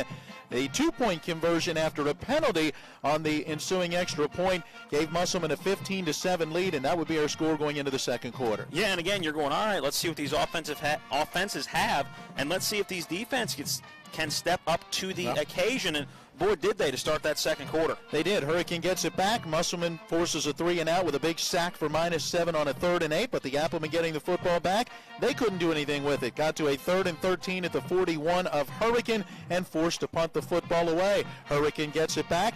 They're forced into a punt. Same thing for the Applemen. Finally, Musselman with 4:25 to go in the first half got the ball at their own 19 and put together an 11-play, 81-yard drive, capped by a 7-yard touchdown run for Blake Hartman. The extra point was no good, but the Applemen led 21-7 and then recovered a fumble on the ensuing kickoff, and that set up the Applemen at the 43, and they dug deep into their bag of trickeration.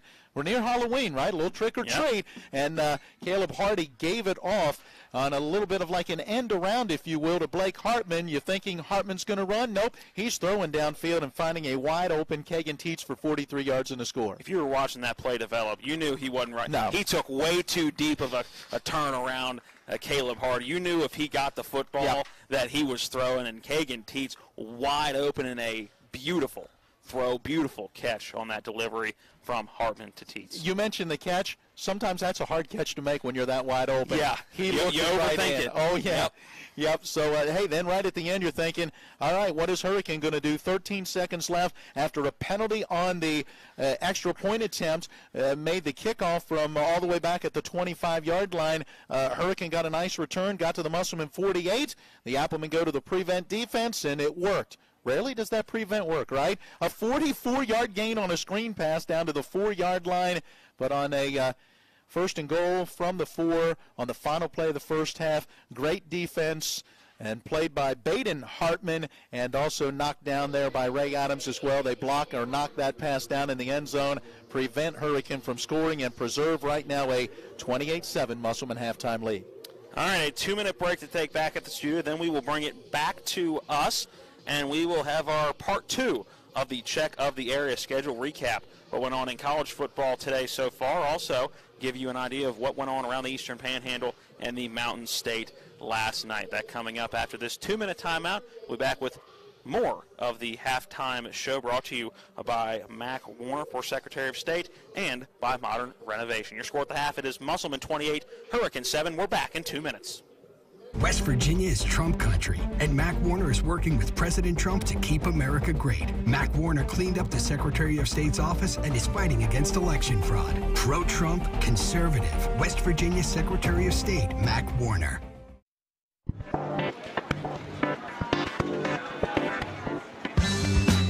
Laura. Hey, Laura. What's with the sunglasses? Ouch! The word is spreading. Bechdel Jewelers is home to some dangerously brilliant diamonds. See the difference at Bechdel Jewelers in Inwood. Sunglasses not included. When you do the same thing for 135 years, you learn to do it well.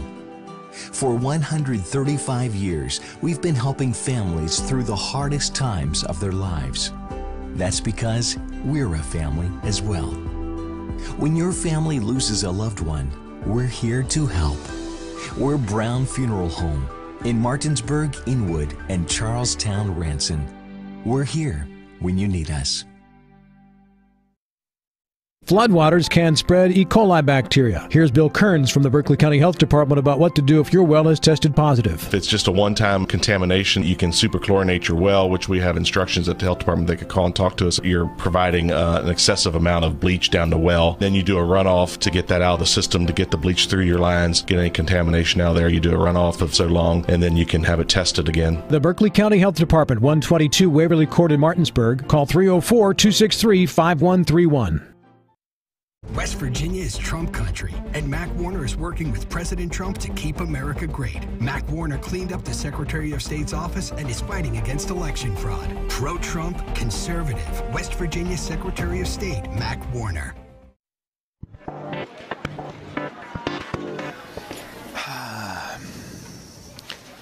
And we welcome you back into Redskin Stadium.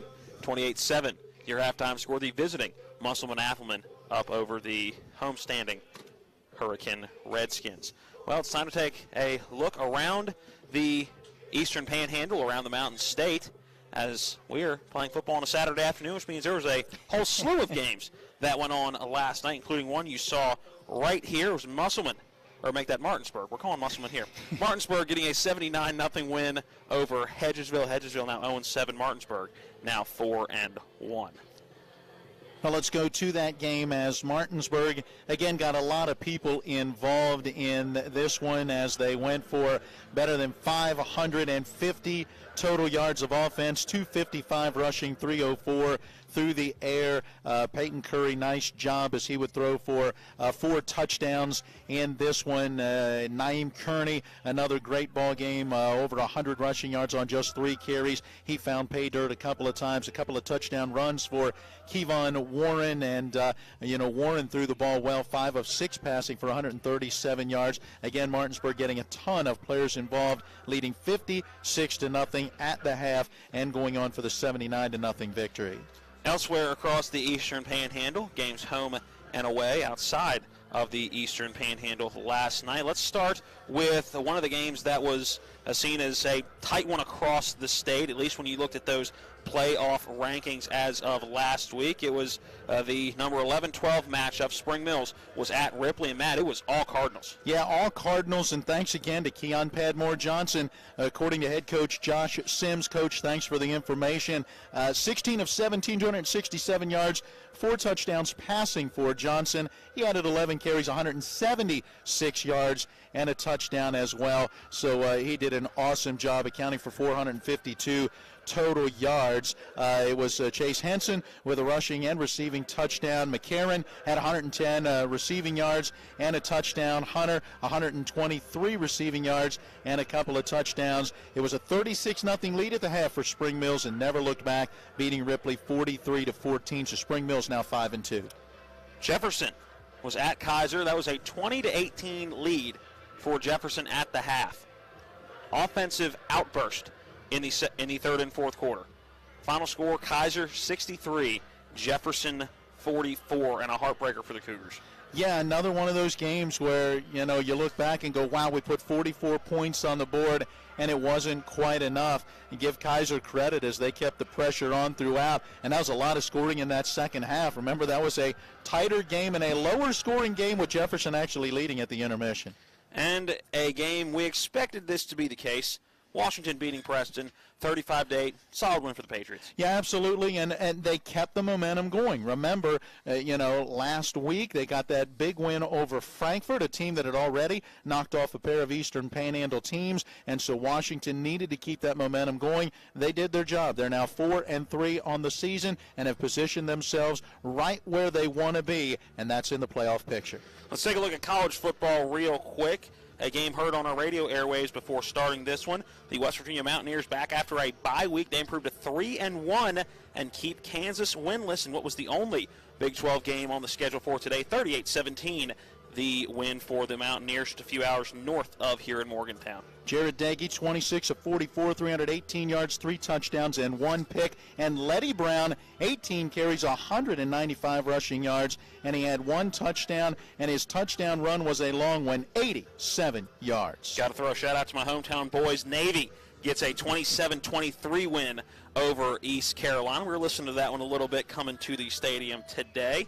Elsewhere across college football right now, South Carolina upsetting number 15 Auburn 30-22. Texas A&M and Mississippi State just got kicked off. Wake Forest is beating Virginia 14-0. Arkansas up over Ole Miss 7-0. Memphis and UCF are tied at 7 in the first. And number 4 Notre Dame, a tight one against Louisville at the half, just 6-0.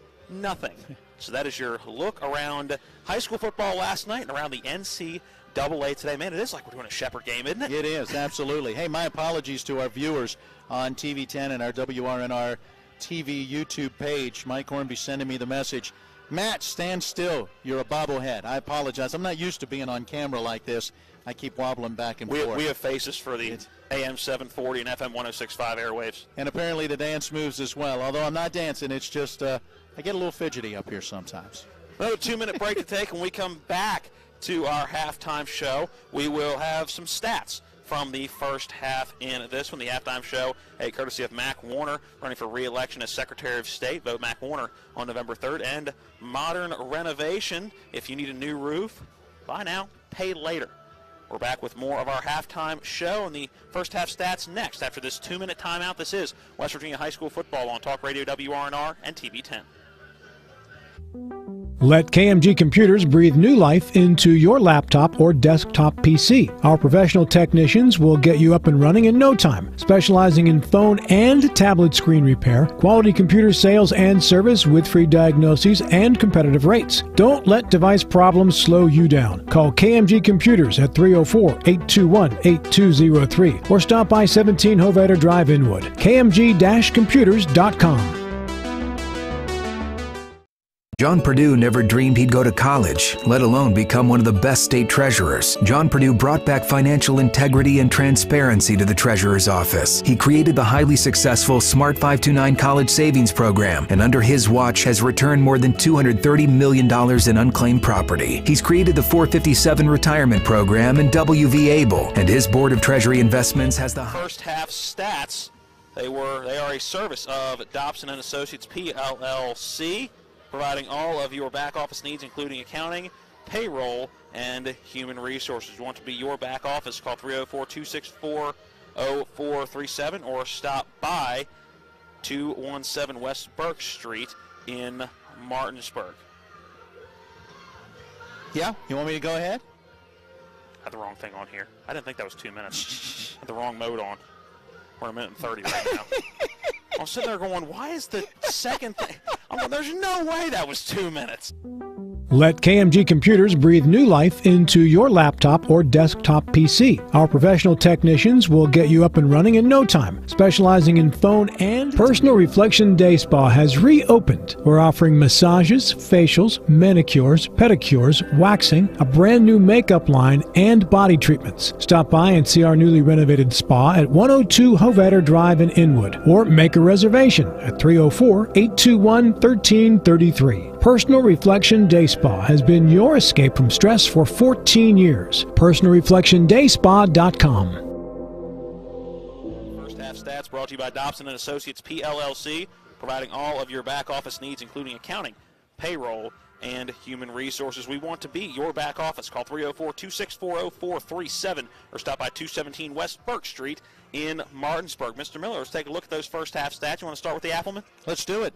Musselman in the first half, we have unofficially running 29 plays for 308 total yards, 265 on the ground and 43 through the air. They had 6 possessions, 4 touchdowns, and twice they punted. 13 first downs in the first half for the Applemen, who were 1 of 3 on third down conversions, did not attempt a fourth down. 2 penalties, 25 yards for the Applemen. Individually, all Blake Hartman, 20 carries, 239 yards, and 3 rushing touchdowns. 2 carries, 15 yards for Nick Zamora, 3 for 6 yards for Caleb Hardy, and a carry for 5 yards for Jacob Miller, as he had to spell Blake Hartman, who went out with a minor injury. Quickly they got that hand or whatever the situation was fixed and got him right back in. And Hartman 1 for 1 throwing the football as well. A 43-yard touchdown pass to Kagan Teets. Otherwise, Caleb Hardy 0 for 2 in throwing the football. For the Hurricane Redskins, we had them at 23 plays in this first half, 173 yards of offense, 70 rushing, and 103 through the air. They had 7 first downs in their 6 possessions. They scored a touchdown on their opening drive, then threw an interception, punted 3 times, took the football into the locker room at the half. Their second turnover of this first half came on special teams as they coughed up a kick return, and the Applemen able to take advantage with a touchdown pass after recovering that fumble. Let's look at some individual numbers. Well, first 0 of 3 on third downs in the first half for Hurricane, and they did not attempt a fourth down. Now the individual numbers, 4 of 7 passing for 103 yards for Ishmael Barrero. 3 of his completions going to Chase Hager, who had 3 catches for 97 yards and a touchdown. The other reception going to Lucas Ripito for 6 yards. 9 carries for 22 yards for the backup tailback Tyrone Washington, while the lead tailback had 8 carries for 50 yards, and that is Jeremiah Riffle. 2 carries for -2 yards for the quarterback. Barrero did get sacked once in the first half. All right, your first half stats brought to you by Dobson & Associates PLLC, providing accounting, payroll, bill pay, human resources, and IT services. We want to be your back office. Call them at 304-264-0437 or stop by 217 West Burke Street in Martinsburg. The Redskins back out on the field to our left. Musselman has yet to come out of their locker room. We will see if they will add a few more minutes to the warm-ups. I would imagine with a minute left on the clock that they would add that 3-minute addition, which seems like they might as well lengthen. Just make it part of halftime. Yeah, make it part of halftime, because it seems like just about every game they're adding 3 minutes onto the end of halftime. And right now Musselman coming out, but we got to go check out that locker room. Why? Too nice to leave? Well, I was going to say, they were late coming out to get the game started, and they seem late coming out to get the second half started. It must be a luxurious locker room. Nice facilities here. Yeah. Beautiful facilities here at Hurricane. Have you called a game here before? I have never called a game here. First time that I've been to the high school and to the facilities. Great little community here, and we thank them for the hospitality that we have received in being here. And some good hot dogs. Yes. Because, you know, one of the best parts of a road trip is figuring out what the local food is. The famous, what was it, Farley's famous hot dogs. And, of course, I got the double cheeseburger, which was excellent. Only Matt Miller would go to a hot dog place. And the onion rings, yeah. And get a cheeseburger. Not like you can get a cheeseburger anywhere. John Alderton talking about the onion rings, washing it down with a chocolate milkshake. Very good as well. Musselman coming back onto the field as that clock hits 0 on the halftime scoreboard. Again, believe they'll probably put another 3 minutes on there, as they do. All right, 3 minutes left before the start of the second half. Let's send it back to the studio, take one more 2-minute timeout. When we come back, we'll get Matt Miller's keys to the second half, and we'll have the second half kick. Your score at the half, 28-7, Musselman leading Hurricane. We're back in 2 minutes. West Virginia is Trump country, and Mac Warner is working with President Trump to keep America great. Mac Warner cleaned up the Secretary of State's office and is fighting against election fraud. Pro-Trump, conservative, West Virginia Secretary of State Mac Warner. In Morgantown, Mac Warner admits he has a slumlord reputation. Here at the Capitol, on his first day, he illegally fired 16 people, costing the state $4 million. But there's more. He allows a full-time employee to work on state time as a radio host here. But there's more. He admits taxpayers are paying thousands of dollars a month on his one-stop shop, even though he says the phone and computer lines don't work right. Seriously, it's time to end his fraud, waste, and abuse. I'm Natalie Tennant, and I'd appreciate your vote. Who is the best choice for Sheriff of Berkeley County? That's Curtis Keller. In just 4 years as your sheriff, Curtis has worked hard to improve the sheriff's department, and here are the results. New handguns, new tasers, new vehicles, new ballistic vests, body cameras, and a live scan fingerprinting system. All this on top of a much-needed pay raise for the deputies. The best choice for Sheriff of Berkeley County? That's Curtis Keller. Paid for by Canada. Life can get in the way these days. We all know that. Work commitments, social commitments, volunteer commitments, family commitments. You put your heart into all of it. You've got enough to worry about already. Your roof shouldn't be one of those things. Everything should just work. But when your roof is in need of an upgrade, you shouldn't have to worry about that either. Modern Renovations, your four-state roofing solution. Reminding you that home is where the heart really is. West Virginia is Trump country, and Mac Warner is working with President Trump to keep America great. Mac Warner cleaned up the Secretary of State's office and is fighting against election fraud. Pro-Trump, conservative, West Virginia Secretary of State Mac Warner.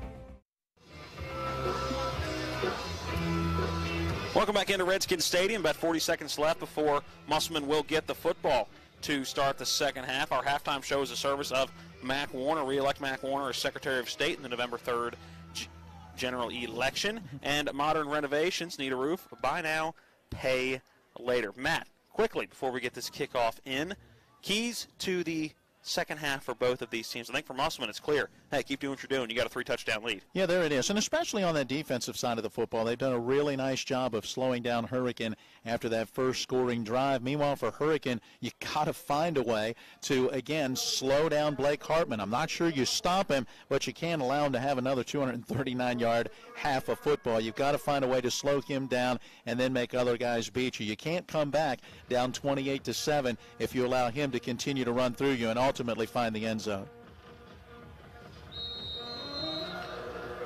Ilderton on to kick it off for Hurricane. Back deep to receive is Blake Hartman. There's the kickoff. A high end-over-end kick. Hartman going to come up and get it about the 15-yard line. He's across the 25, breaks the tackle across the 35 to the 40. 45-50, he's across midfield. Outruns everybody so far. Can he outrun the last man? He will up the far sideline. What a way to start the second half. Blake Hartman going 85 yards on the kick return, and Musselman takes now what will be a 4-touchdown lead. Wow, he has found a way to score by running the football, by throwing the football, and now by returning a kick. And I wondered about that one. When he caught it with that full head of steam, there's really only one chance to get him at about the 30-yard line. And when he broke through that would-be tackle, again, he showed his speed going down that far sideline. We did have a penalty. It looks like it's an unsportsmanlike conduct on Musselman. And that will be added on the end of the, or on the kickoff, and guessing it's a taunting type unsportsmanlike on the end of that run. I would imagine. On to kick the extra point is Tyler Waddell. Hardy on the hold. There's the snap. The hold. The kick is up, and it is good. Just 16 seconds in to quarter number 3. We step away for a 60-second break. It is Musselman 35, Hurricane 7. We're back in 60 seconds. This is Eddie Gokenai, Republican candidate for Berkeley County Council. I have the necessary leadership skills to move us forward, and I'm asking for your vote on November the 3rd general election. Now for tonight, I want you to sit back, relax, and enjoy high school football in Berkeley County. This is Eddie Gokenai wishing all the best to the area teams, coaches, players, families, and the fans. Be safe and bring home a win. Elect Republican Eddie Gokenauer to the Berkeley County Council November 3rd. Paid for by candidate. You turn when an emergency hits your home. Call Blue Ridge Property Restore in Martinsburg. They offer 24-hour emergency service with certified experts who can clean up water damage, mold infestations, fire damage, and biohazards. They'll work with your insurance company to get it done right. So call Blue Ridge Property Restore at 304-262-8100 and get back from disaster faster. Second half kick, 85 yards later.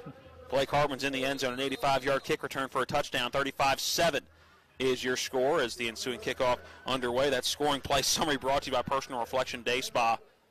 Waddell sends the kickoff deep, fielded at the 23-yard line on that far side. That is Riffle with it, cutting back to this near side before going up between the hash marks, breaking a couple of tackles. He's up to the 45-yard line, rolls forward, goes down at the 46.5, almost 47, and that's where Hurricane will start with the football, their first drive of the second half, and good field position to start. All right, Orsini's electrifying play of the game, the 94-yard run from scrimmage in the first half or the 85-yard kick return to start the second half? Yes. We've had a couple electrifying plays in this one, no doubt about it. And you could put Blake Hartman in the category for collision to the game, too, on a couple of those runs. Yeah. And obviously, especially late in that first half where he lowered his shoulder and broke about 5 or 6 tackles. He's in the running for that player of the game, too. Yeah, I would imagine so as well. Play action pass to start the second half. Quickly bottle up and thrown down. Ball is loose. They're going to say he is down. Dropping back to pass, quarterback Ishmael Barrero had nowhere to go with the football. Coming in and getting the sack. I believe that was a 47. It was. Austin Gregory. Yep. Going to get the sack. Yep, Austin Gregory wrapped him up very, very quickly. And good job by the secondary of Musselman. Barrero just nowhere to go with that football. No, a loss of 11 on that sack. Second down and 21. Not a good start to this second half for Hurricane. Not what they wanted after the kick return touchdown, and now their offense, in a hole. All the way back at the 36-yard line. Second down and 21. Barrero drops back to pass. Looking to this near side, then hits in the flats on a quick out pattern. Caught at the 38-yard line. Hauling it in is Lucas Ripito, and he will gain a few and bring up still a third down and long at the 40-yard line. It's going to be a third down and about 17. Yeah, gain of 4 and a nice play out there by Baden Hartman. Just a sophomore. He's listed on the roster as a quarterback, but playing a little defensive back / outside linebacker, and has made a couple of nice tackles. One receiver to each side of the formation. Blocking back is to the left. Snapback play action pass. Barrero drops back, looking deep, nowhere to go. Flush to his far side again. Just swallowed up in the pocket. Is that football loose? It is, and it looks like Musselman jumped on it. Waiting to see the official signal from our referee. And it is Musselman football. A strip sack for that Musselman defense, and they will take over at the 38-yard line, going in Hurricane territory. The defense really stepping up for Musselman as this game is going on. Yeah, turnover number 3 for Hurricane. One of those coming from special teams now, an interception and a fumble by the offensive unit. Musselman with, again, outstanding field position. They will say the fumble was recovered at the 37-yard line. First and 10. Formation heavy to the right side, that far side between the hash mark and the sideline. Everybody but the center and a guard on this left side. Blake Hartman by himself stands at the 41-yard line. Gets that snap, goes to the far side. He's going to try to turn the corner, steps back towards the numbers. Will lower that shoulder, gets to the 30-yard line before he is stood up and brought down, but a good gain on the first down. That should be enough for about 8. Yeah, at least a 7, if not 8 yards. And again, Blake Hartman ripping off those big runs. I mean, every time he touches the football, it seems he is picking up 3, 4, 5, 6, 7 yards. Will be a gain of 7. Bring up second down and 3. Ball at the 30-yard line, far hash. Pistol formation. Now quarterback Caleb Hardy sending some men in motion. 2 wings now, bringing one in motion. It's some more. He will get the quick sweep. Blake Hartman that blocking back. A great block by Hartman. Turning the corner. A flag down. It's going to be a hold on this near side. Kagan Teets is going to get called for it and bring that run back. Yeah, and unfortunate because they didn't need that. All he had to do was make sure he stayed between the defender and that play without really wrapping him up. As you said, a great block by Blake Hartman helping to lead the way. Unfortunately, though, it's coming back after about a 2-yard gain. See where they mark that into the run. As they will push that. It was well into the run, so that ball going to go back just a yard beyond the original line of scrimmage. 38-yard line is where the second down and 11 will be snapped. Yeah, so a couple of yards into that carry. Zamora now 3 carries, 17 yards on the day. Hardy by himself in the backfield. He will bring Hartman in motion. He gets the sweep. Looked like almost that pass play again, but Hartman going to lower his shoulder and move upfield. Breaking tackles along the way. He's inside the 30, near that marker to gain for a first down, and I believe he's got it. Yeah, he needed 11. He's got 12 yards down to that 36-yard line, and again, another powerful run. And Hartman going to get some water after that run. Is coming back in is Jacob Miller. And we saw him have to get wrapped up a little bit. Looked like a nagging ailment in that first half. Not sure if he's going to be attended to again. Looks like he's taken that shoe off. Jacob Miller in the game right now. There's the give to Zamora up the middle. He's inside the 25-yard line, gets stood up at the 23. Yeah, Zamora not quite as big, 5'8", 175, but the senior running hard. Not quite the frame, as that's a gain of 3 on first down. Second down and 7. Ball placed at that 28-yard line. Blake Hartman's high on the season came against Martinsburg, 269 rushing yards and 5 touchdowns. He's up to 258 rushing yards on 22 carries in this one. Nick Zamora and Kagan Teets, the 2 receivers to the far side of the formation. Jacob Miller, more of a wing to this near side on the near side hash by himself. Getting the direct snap will be Caleb Hardy. He gets it, comes to this near side, inside the 20, putting his head down, getting pushed forward, now inside the 15. Nobody can bring him down. It takes a whole host of red helmets where he has finally stood up and pushed back, but not at forward progress. Gets him to the 14-yard line. That moves the sticks. First down, Musselman. Yeah, strong run, a pickup of 9 yards, and another Appleman first down. 6th play of the possession coming up. They mark it directly on the 15, so let's make it an 8-yard gain. Still more than what he had in the first half. 3 carries, 6 yards in that first half. So now 4 carries, 14 yards for Hardy. Teats out wide. The tailback is Jacob Miller. Caleb Hardy, the quarterback. He stands about 3 yards behind the line of scrimmage. Make that 4 yards behind the line of scrimmage. He gets that snap, looking right. He's going to go for the fade in the corner of the end zone. Kagan Teats, the intended receiver, overthrown out of the back corner of the end zone. Incomplete pass. It'll bring up a 2nd down and 10. 6:55 remaining in quarter number 3. Well, Teats did come down with it, but by the time he could make the play, it carried him out of bounds. He caught it over top of Elijah Rivera. He's listed as a 5'7", 174-pound sophomore. Really nice coverage out there. Just a ball that carried the receiver out of bounds. The offense coming back to this near side hash mark, getting the play from head coach Brian Thomas. Miller and Hardy in the backfield. 2 wings, 1 to each side of the formation. Coming in motion is Zamora. Little read option. Hardy going to keep it himself. He goes right up the middle. Little juke back to the inside. He's inside the 10. Still rolling forward. That ball's loose. Are they going to say he's down? They are. Yeah. Right about that 4-yard line. Good hard run for Caleb Hardy. Has just put that right shoulder down and leaned forward. They're going to give him the 5-yard line. That should be enough for a first down. 16 first downs now for the Appleman. 8th play of the drive coming, and it will be 1st and goal at the 5. A nice hard run by Caleb Hardy. He's come to life a little bit here with his running game in this possession after a bit of a slow first half. Power formation to this near side. Zamora is the tailback. He gets the carry. Stutter steps to the 5-yard line, leaning forward. He's going to be stopped a yard short at the 1-yard line, but knocking on the door once again is the Appleman. Yeah, again, good hard running. Nice blocking off this left side of the line. Even after contact is made, fighting through those tackles, Zamora gets to the 1.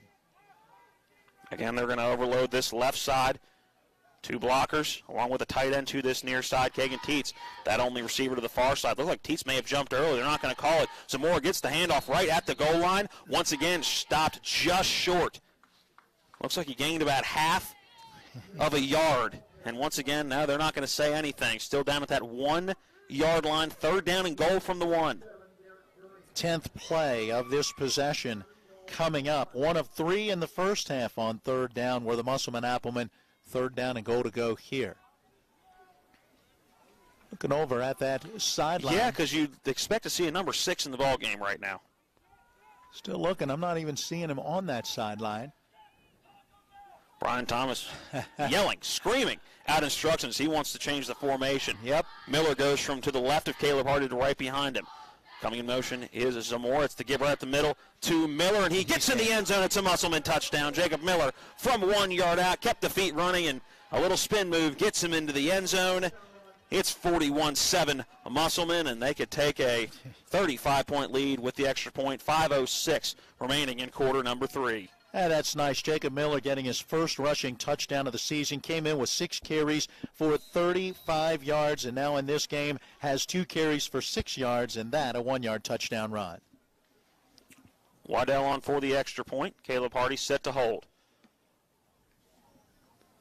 Looks back, puts that hand up. There's the snap, the hold, the kick is up, and it is good. 5:06 remaining in quarter number 3. A 60-second break to take, then we are back here to Redskins Stadium. It is Musselman 42 and the Redskins of Hurricane 7. We are back in 60 seconds. Who is the best choice for Sheriff of Berkeley County? That's Curtis Keller. In just 4 years as your sheriff, Curtis has worked hard to improve the Sheriff's Department, and here are the results. New handguns, new tasers, new vehicles, new ballistic vests, body cameras, and a live scan fingerprinting system. All this on top of a much-needed pay raise for the deputies. The best choice for Sheriff of Berkeley County? That's Curtis Keller. Paid for by Canada. Life can get in the way these days. We all know that. Work commitments, social commitments, volunteer commitments, family commitments. You put your heart into all of it. You've got enough to worry about already. Your roof shouldn't be one of those things. Everything should just work. But when your roof is in need of an upgrade, you shouldn't have to worry about that either. Modern Renovations, your four-state roofing solution, reminding you that home is where the heart really is.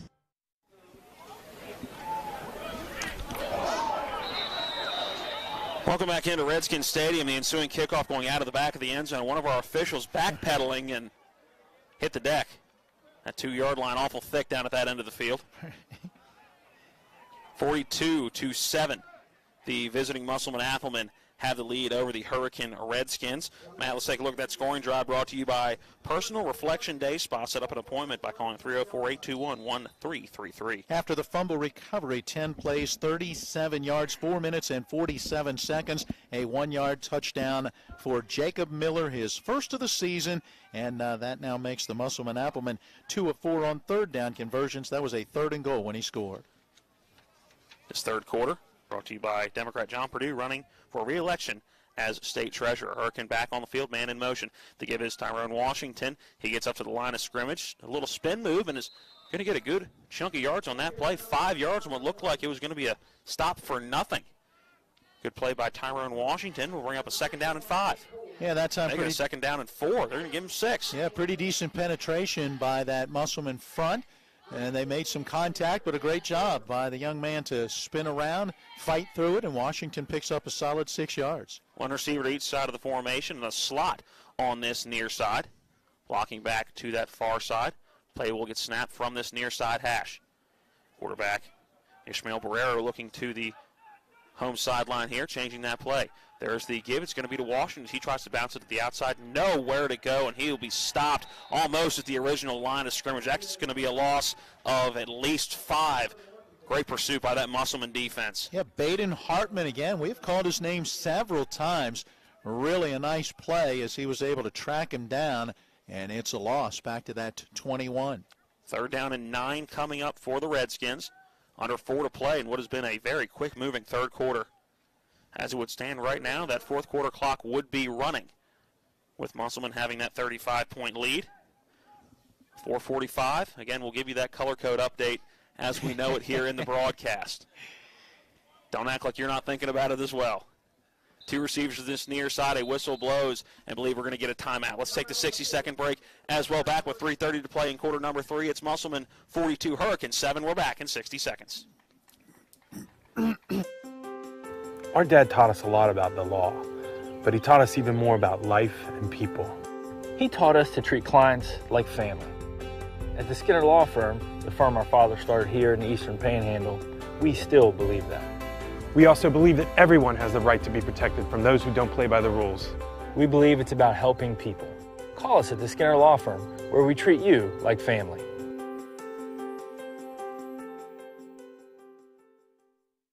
Hey football fans, it's your friendly alarm professional, Ben Copenhaver with Dynamark Atlantic Security. Who do you trust to keep your family and valuables safe? Integrity, trust, and professionalism are all reasons why Dynamark is the choice for home and business security in the Eastern Panhandle. Dynamark is proud to serve the community and be your first choice for alarm solutions. Don't become a statistic of crime today. Phone Dynamark Security to protect your tomorrow. Phone 304-671-2158.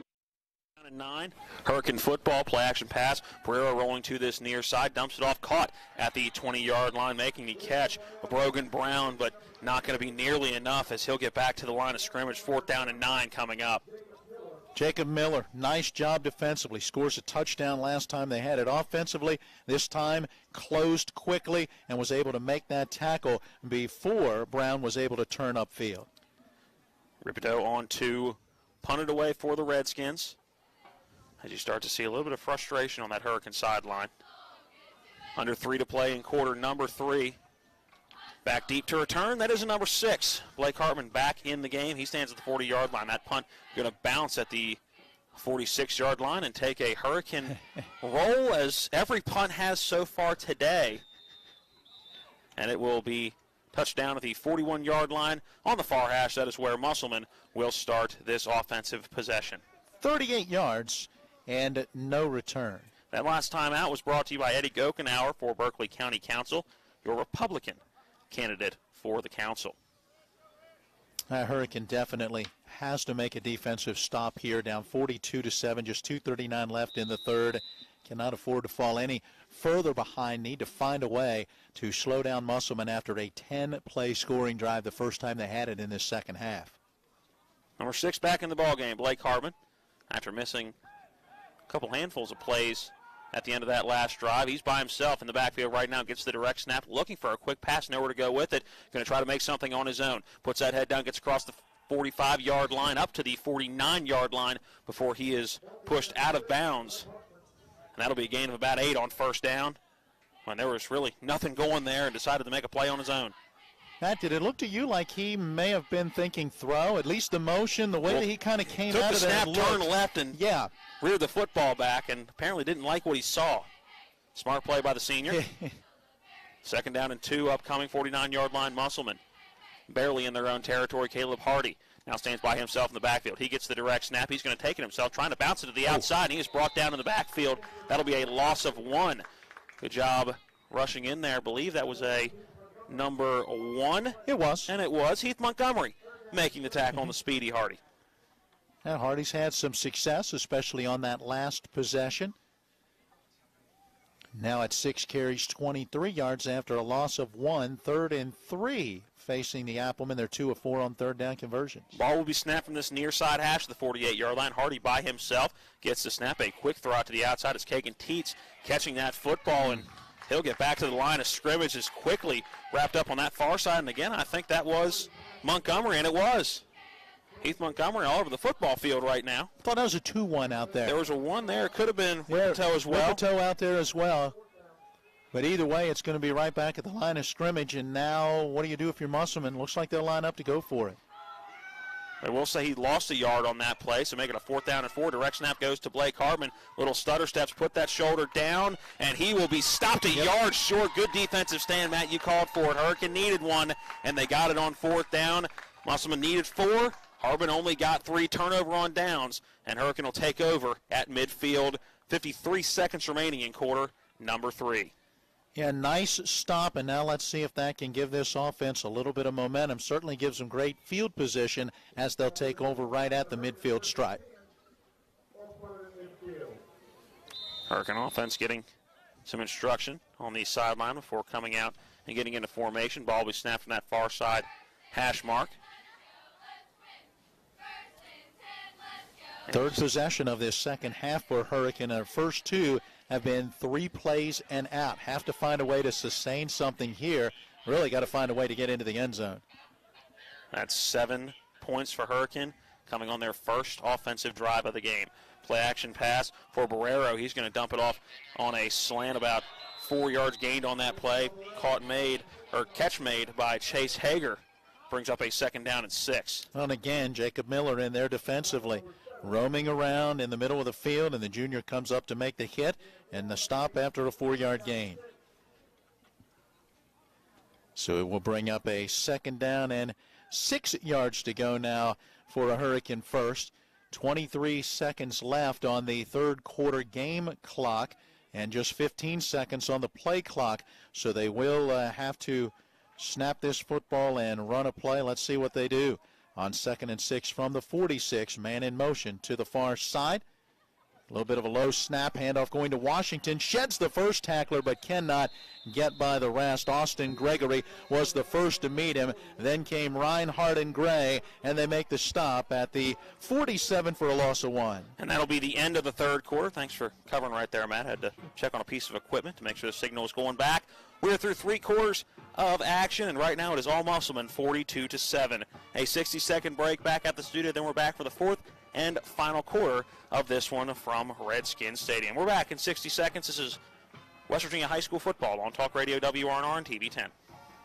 Life can get in the way these days. We all know that. Work commitments, social commitments, volunteer commitments, family commitments. You put your heart into all of it.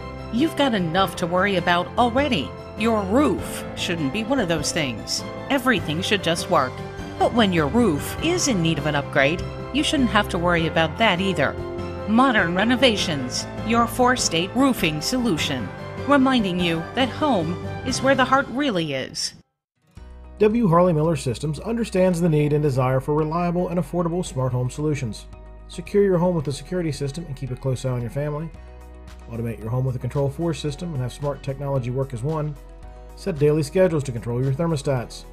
Push a button and set the mood for dinner by dimming lights and playing music, or just sit back and enjoy a movie in your own home theater. Put decades of experience to work for you. Visit us at WHMsystems.com or call 304-350-1931.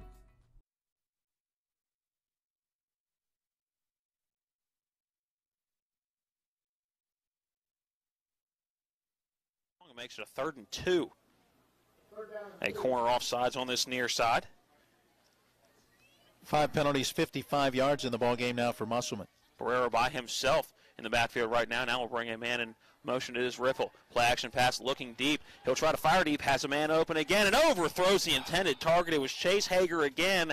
He had the long touchdown catch in the first drive of this game, giving Hurricane their only touchdown of the game. And that time just a little overthrown by quarterback Ishmael Barrero. He threw it almost between two guys as you had Hagan coming from the middle of the field working towards that far side on the angle, and then on the outside you still had Ripito going down that sideline. Ended up almost splitting the two guys, just overthrown. Should mention it is a running clock now in the fourth quarter, a 35-point lead, so we are already under 11 to go in this one. 4th down and 2 upcoming. Barrera has a tailback behind him, quickly looking for an outside slant, and that one is broken up on the outside. Great defense by Ray Adams on this near side. The intended target, J.T. James, and can't play much better defense as a corner playing one-on-one than that. Now broke on the football and got there right at the right time to get his hands on the football and make some body contact with James to make sure that pass was incomplete. So a defensive stand by that Hurricane defense, but then the offense cannot take advantage of the great field position. And right now, if you were the Musselman Appleman, you were loving the position you're in. Yeah. A running clock right now and a offense that enjoys running the football. Caleb Hardy looking to take that snap. He does. The give is to Miller up the middle. He's across the 45-yard line, lowering that shoulder, gets up to the 49. Good gain on 1st down. That'll be about 7 for Jacob Miller, who's gotten quite a few carries in this ballgame today, Matt. Yeah, 3 carries now for 13 yards. Had a 1-yard touchdown with 5:06 to play in the third quarter, his first rushing touchdown of the season. Matt, he had 6 rushing attempts coming into this ballgame. Runs hard. He does. Again, runs downhill. Doesn't quite have the size of Blake Hartman. Yeah. Miller, 5'8", 165, a junior. So a young man that they'll be looking to carry that football more next year. One thing you notice about the running backs for Musselman, there is no dancing in the backfield. No. They run downhill. They get the football, find a gap, and go for it. Bunched receivers and blockers on that far side. There's a snap to give us to Nick Zamora. He's got the first down across midfield as he gets to that 45-yard line, but a penalty flag is down in the area of a hold, so we'll see if this one comes back. Our official giving the signal. Yep. And it is a hold on Musselman. Push that one back. Looked like it was right about the line of scrimmage. So it should be about 10 yards from where that ball was snapped. We'll see if they call it a yard one way or another. And that one going to go, nope, right back to that 39-yard line. So a 10-yard penalty, not only from the spot of the foul, but also the line of scrimmage. Under 9 to play in this one. 42-7 is the Musselman lead. Sorry about that. 6 penalties, 65 yards now whistled against Musselman so far in this one. Hardy getting that play. Call from the sideline. Pistol formation. He stands at the 34-yard line. Ball will be snapped from the 39. I think we've seen the last of Blake Hartman standing over on the sideline, helmet off, hands on hips, looking back through a great day. 24 carries, 268 yards. Coming in motion is Kagan Teets. A little bit of a read option. The give is going to be to Jacob Miller, and fumbles the football, rolls forward to the 46-yard line, scooped up by Hurricane, and they will take over. A turnover for the Applemen with 8:17 remaining in quarter number 4. See if Hurricane can put one in the end zone. So the first turnover for the Musselman Applemen. Clock again winds on the signal of our official. 8:06, 8:05 remaining in the game as the Hurricane offense is jogging back on the field. Musselman, barring a ferocious comeback, would improve to 6-1 on the season, with Hurricane dropping to 2-2. It'll be the second straight loss for the Redskins. Pistol formation, low snap. Barrero hands it off to Tyrone Washington and bottled up immediately. Yeah. And the two defensive studs both in on that tackle, Justin Reinhardt and Ethan Northcraft. Yeah, two guys you've got to find a way to block, and they quickly were in the backfield just about the time that Washington took that handoff, and quickly he went down for a loss of a yard. Bring up 2nd down and 11. Ball will be snapped from the 47-yard line. But Hurricane is in Musselman territory following the turnover. Looking to the sideline, clarifying formation and play. Pistol formation. Blocking back to that far side of receiver to each side. Barrero gets another low snap and quickly bottled up and thrown down by Justin Reinhardt. Was trying to get rid of the football, but they're going to call him down. Reinhardt gets the sack on the play. 1, 2, 3 sacks here in this second half. A sack in that first half as well for this Musselman defense. They have really gotten to the quarterback. Reinhardt came in leading this team in sacks with 5. He will stay in that team lead. Ball all the way back into Hurricane territory, the 42-yard line. 3rd down and 22 to go. Minus 11 on that play. I've got 5 carries, minus 28 yards now for the quarterback because of those 5 sacks. Barrero moves 2 guys to this near side. There's the snap. The handoff goes to Washington. He's got a little hole here across the 45. Tripped up at midfield. Caleb Hardy saving not only what looked like it may be a first down run, but possibly more. Tyrone Washington, a whole lot of green in front of him. Yep, absolutely. You may call that a touchdown saving tackle.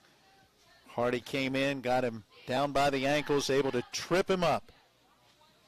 4th down and 13 coming up. And Coach Jeremy Taylor electing to punt the football away with under 6 to play in a 35-point ball game. Going back to return this punt. And it looks like a number 1, and it is. Kagan Teets going to be the return man. There is a snap to Ripito. Gets that one off. A high end-over-end kick coming up as Kagan Teets catches it immediately, wrapped up. A couple of different Hurricane Redskins coming in to finish off that tackle. And a dangerous return for Kagan Teets in that area of the field. Sure looked like he coughs that one up, and it looked like it bobbled a little bit. I was going to say, and you give them very good field position inside the red zone, but able to hold on to it. It'll be 1st down and 10, 13-yard line. In between the hash marks is where this next play will be snapped as we near 5 minutes left in this ball game, and you would imagine that Musselman has a very good opportunity to probably hold on to this one for the rest of this game. Yeah, the way this offense has gone, hey, they held at 4:47 on their first possession of this second half. In the first half, had a 3-minute, 45-second scoring drive as well.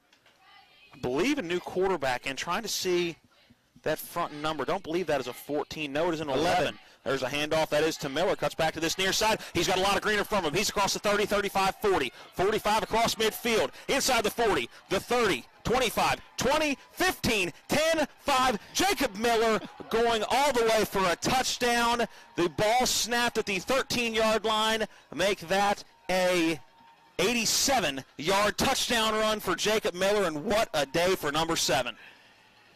Put it together with his prior runs, and I've got him at 100 yards on the dot. He had 3 carries for 13 yards before that 87-yard run. Give him 4 for 100, and he's got his second rushing touchdown of the day. Again, want to remind you of his stat line coming in. 6 carries, 35 yards, and no touchdowns. He's now rushed for 100 yards and a pair of touchdowns. A new candidate for the electrifying play of the game. Extra point up and good with 3:53 remaining in the game and that running clock. We're going to go ahead and keep it right here as they're going to get this kickoff done pretty darn quick. 49-7. Took 1 minute and 2 seconds because of the running clock for the 87-yard touchdown run. 49-7. I expected this one was going to be closer than this throughout. Again, we talked about comparison a little bit of the matchup with Fairmont Senior earlier, which was a tight ball game into that middle part of the third quarter before Musselman pulled away for the win in that one by a 42-21 score. A little surprised by the way this one has played out today. They have stopped the clock, and again, we talked about this last night as the clock was running in the fourth quarter at Coburn Field at David M. Walker Stadium for that Martinsburg-Hedgesville matchup. You like to see some consistency in that rule. There are certain plays. We were at Spring Mills the week before, and it ran no matter what you were doing. Once it got to that fourth quarter, that clock was running. And right now, stopped at 3:49. Now stopped only for this change of possession, I believe, to get this kick away. And now that clock starts to run. Waddell on for the kickoff. 2 men back. And there is a deep end over end kick. Riffle will get it just about that 10-yard line. A stiff arm. Gets up to the 25-yard line, barrels his way forward to about the 29. They'll give him the 30-yard line, and that's where Hurricane will start with the football. We'll see if Hurricane can put together one final strong possession. They really could use a little something to build on after what's been a struggling second half with the football offensively. 3 and out, 3 and out, 4 and out, 3 and out. Still looking for their first down of this second half. Offense slowly jogging out onto the field as we have 3 minutes left to play in this one. Post-game show coming up. We'll have some stats from this one, along with a look to our next broadcast. And the color code map. There's a give to Riffle, bounces to the outside across the 35-yard line before stepping out of bounds at about the 37. And yeah, we will look at that color map as we have passed the 5 o'clock hour. Again, made the joke that I think you and I feeling kind of like the play-by-play announcers did back in the 80s with the player strikes in the NFL, knowing that it was looming and just waiting to see the official word. Gain of 8 on that first down run up to the 38-yard line. We'll bring up a 2nd down and 2 on that run for Riffle. Jeremiah Riffle staying in the backfield, and he will get that carry once again. Little stutter step, gets across the 40-yard line up to the 43. That's enough to move the chains. First down, Hurricane. And give them closer to that 44, it looks like, as they're going to set it down. And there it is, their first down of this second half, their 8th on the ball game. So they'll scrimmage from their own 44 on a 1st and 10. Under 2 minutes to play now. 1st down and 10. Ball at the 39-yard line. One receiver to each side of the formation. It is Riffle in the backfield next to Ishmael Barrero. Man coming in motion, and they will give the sweep on that far side. It is Hager, and Hager with a full head of steam getting up to midfield before he is brought down. Gain of 6 for Chase Hager, the receiver coming in motion, getting a little bit of that end-around action. Yeah, it seemed more like the handoff, we'll call that one a run, as opposed to that little touch pass that sometimes you'll see when that man comes in motion. Sometimes. I wasn't going to say anything. You brought it up. I know. Hey, two games in 24 hours. The S somewhere snuck in there. 2nd down and 4 coming. Snap coming from that 50-yard line. Just about a minute left in this one. Right now just running out the clock. Riffle gets across midfield down to the 45-yard line. Inside that 45 to the 43 before he is brought down by a host of Applemen. He's up to 70 yards on 11 carries. He is. He's had a good game. Yeah, Riffle's run the ball well for this Hurricane team. And you got to say the same for Tyrone Washington. I think a good job in the backfield by a tandem backfield of this Hurricane team. We got him at 11 carries, 30, so the two have combined for 22 carries and 100 yards on the day. Are we getting word? We're orange. Edition County in the gold. 27 seconds left to play. Believe this may be the last play of the game. Riffle gets the handoff down to the 41-yard line before he is wrapped up in on the tackle. Number 33, that is James Foy, with 15 seconds left. The coaches now out on the field, and that will do it. 10 seconds left as the clock runs out. The Musselman Applemen going to get the 49-7 win on the road. A tough trip down to Hurricane, and the Applemen going to improve to 5-1 on the season. Hurricane going to drop to 2-2 on their season. Well, the clock has hit 0. Your final, Musselman 49 and Hurricane 7. A 2-minute break to take, then we come back and we'll start our post-game show. We will have a scoring recap from this one along with stats and analysis and set you up for next week. Is going to look like, we think. You just heard it here. Berkeley County is orange. That means no sports next week. Jefferson County is in the gold. To tell you what that may look like for our broadcast and sports across the Eastern Panhandle next week. And your final, Musselman 49, Hurricane 7. We're back in 2 minutes. We've been in a slow-moving educational crisis in West Virginia. Our schools are crumbling. Our teachers are struggling. We all see it in our communities. Our Constitution provides a guarantee for a thorough and efficient free public education. When we brought claims to ensure those objectives were fulfilled in Fayette County, we improved our school system. Our Attorney General must serve as the counsel to our people to ensure this critical objective. I'm Sam Petsong, and I approve this message. Who is the best choice for Sheriff of Berkeley County? That's Curtis Keller. In just 4 years as your sheriff, Curtis has worked hard to improve the sheriff's department, and here are the results. New handguns, new tasers, new vehicles, new ballistic vests, body cameras, and a live scan fingerprinting system. All this on top of a much-needed pay raise for the deputies. The best choice for Sheriff of Berkeley County? That's Curtis Keller. Paid for by Cambridge.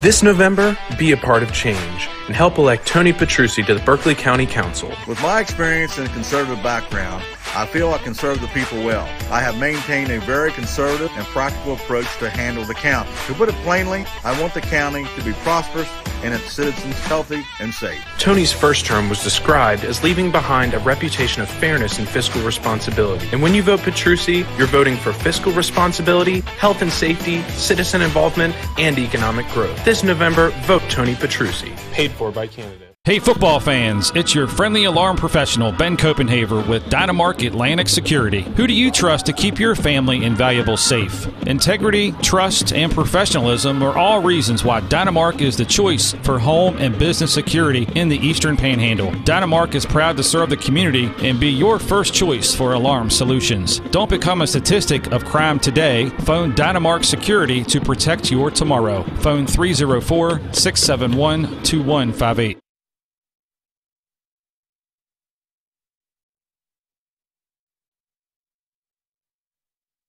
Redskins, the Applemen now 6-1 on the season. Hurricane is now 2-2. Our post-game show brought to you by the Palace Lounge on Edwin Miller Boulevard in Martinsburg, featuring a full lunch and dinner menu with daily evening specials from 5 to 9, served in a clean, comfortable atmosphere. Check out the full menu on the Palace Lounge Facebook page. Well, Matt, take away the very beginning of that first quarter, and this was really Musselman from start to finish. Yeah, no doubt about it. Hurricane took the opening possession. 4 plays, 69 yards, took a 7-0 lead on a 39-yard touchdown pass from Ishmael Barrero to Chase Hager, and you thought, okay, here we go. Musselman off to the slow start. The Applemen responded, though. They put together a 58-yard scoring drive, a 5-yard touchdown run for Blake Hartman. We were tied at 7, and then Musselman really never looked back from there. The Applemen getting a 94-yard touchdown run on their second possession from Blake Hartman. The 2-point conversion made it 15-7. It stayed that way till we got late into the second quarter. So things settled down, and you thought, all right, let's see how this game is going to play out. But it was a 3-minute, 45-second drive. Started with 4:25 to go in the second quarter, capped by a 7-yard touchdown run for Blake Hartman that made it 21-7 for Musselman. And then what happened next, I think, really turned this football game, and it was a good kick return for the Redskins, but the ball got knocked out at the end, fumbled away, recovered by the Applemen. They took over at the Hurricane 43,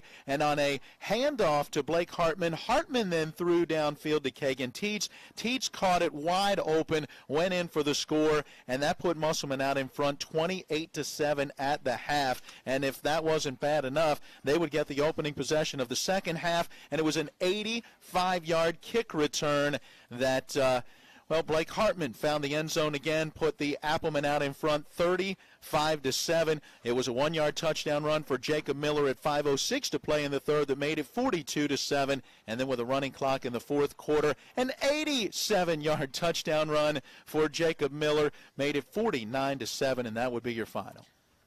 Really just a complete game for Musselman. Yes. We look back, and you and I both said, we said it on air, that we imagine this being a lot like that Fairmont Senior game we saw a few weeks back, and I think they played better in this game than they did against Fairmont Senior, especially on that defensive side of the football. Did not take them nearly as long to adjust. It was really 2 drives, one with a big interception at the end that looked like it was going to be a sure scoring drive for Hurricane. Caleb Hardy, once again, he only gets interceptions when we cover them, 3, and we've seen them all, but a big interception in the end zone. But I really thought the defense truly stepped up in this game. The offense did what this Musselman offense does. They ran the football well. They threw those couple of little wrenches in, including the different formation we saw with the offensive line heavy over right with just the center as that leftmost lineman. You also saw the halfback pass, if you will, or the receiver pass by Blake Hartman. So when you have a running football team, it's those little nuances, those little wrenches that give you the advantage in the football game. And again, I think just a very good overall, well-rounded game for this Musselman-Appleman team.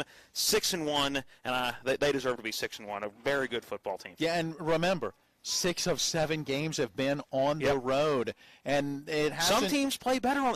You get that focus factor when you're on the road. There's no other distractions. You're on a bus. You're focused in for hours on end. You're ready to play the game, and this team has proven that they get the jet lag. They don't start. They may start slow, but they figure it out pretty darn quick.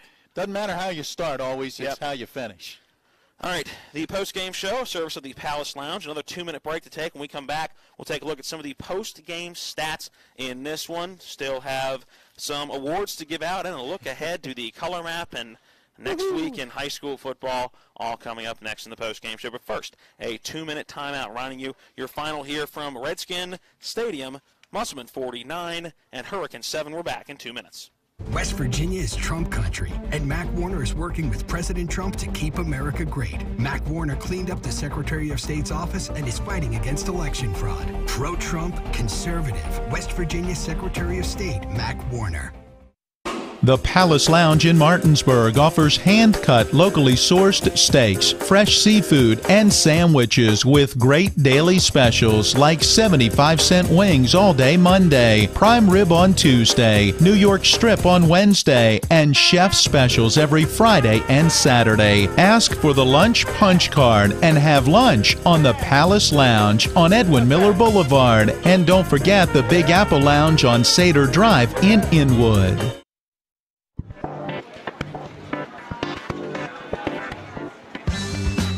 Laura. Hey, Laura. What's with the sunglasses?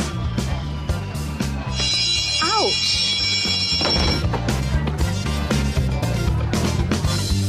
The word is spreading. Bechdel Jewelers is home to some dangerously brilliant diamonds. See the difference at Bechdel Jewelers in Inwood. Sunglasses not included.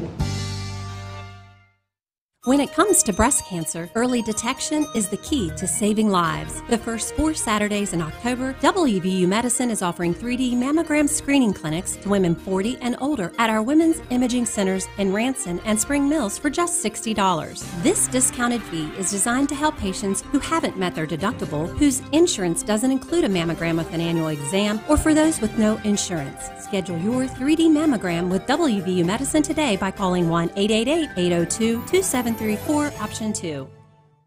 West Virginia is Trump country, and Mac Warner is working with President Trump to keep America great. Mac Warner cleaned up the Secretary of State's office and is fighting against election fraud. Pro-Trump, conservative, West Virginia Secretary of State Mac Warner.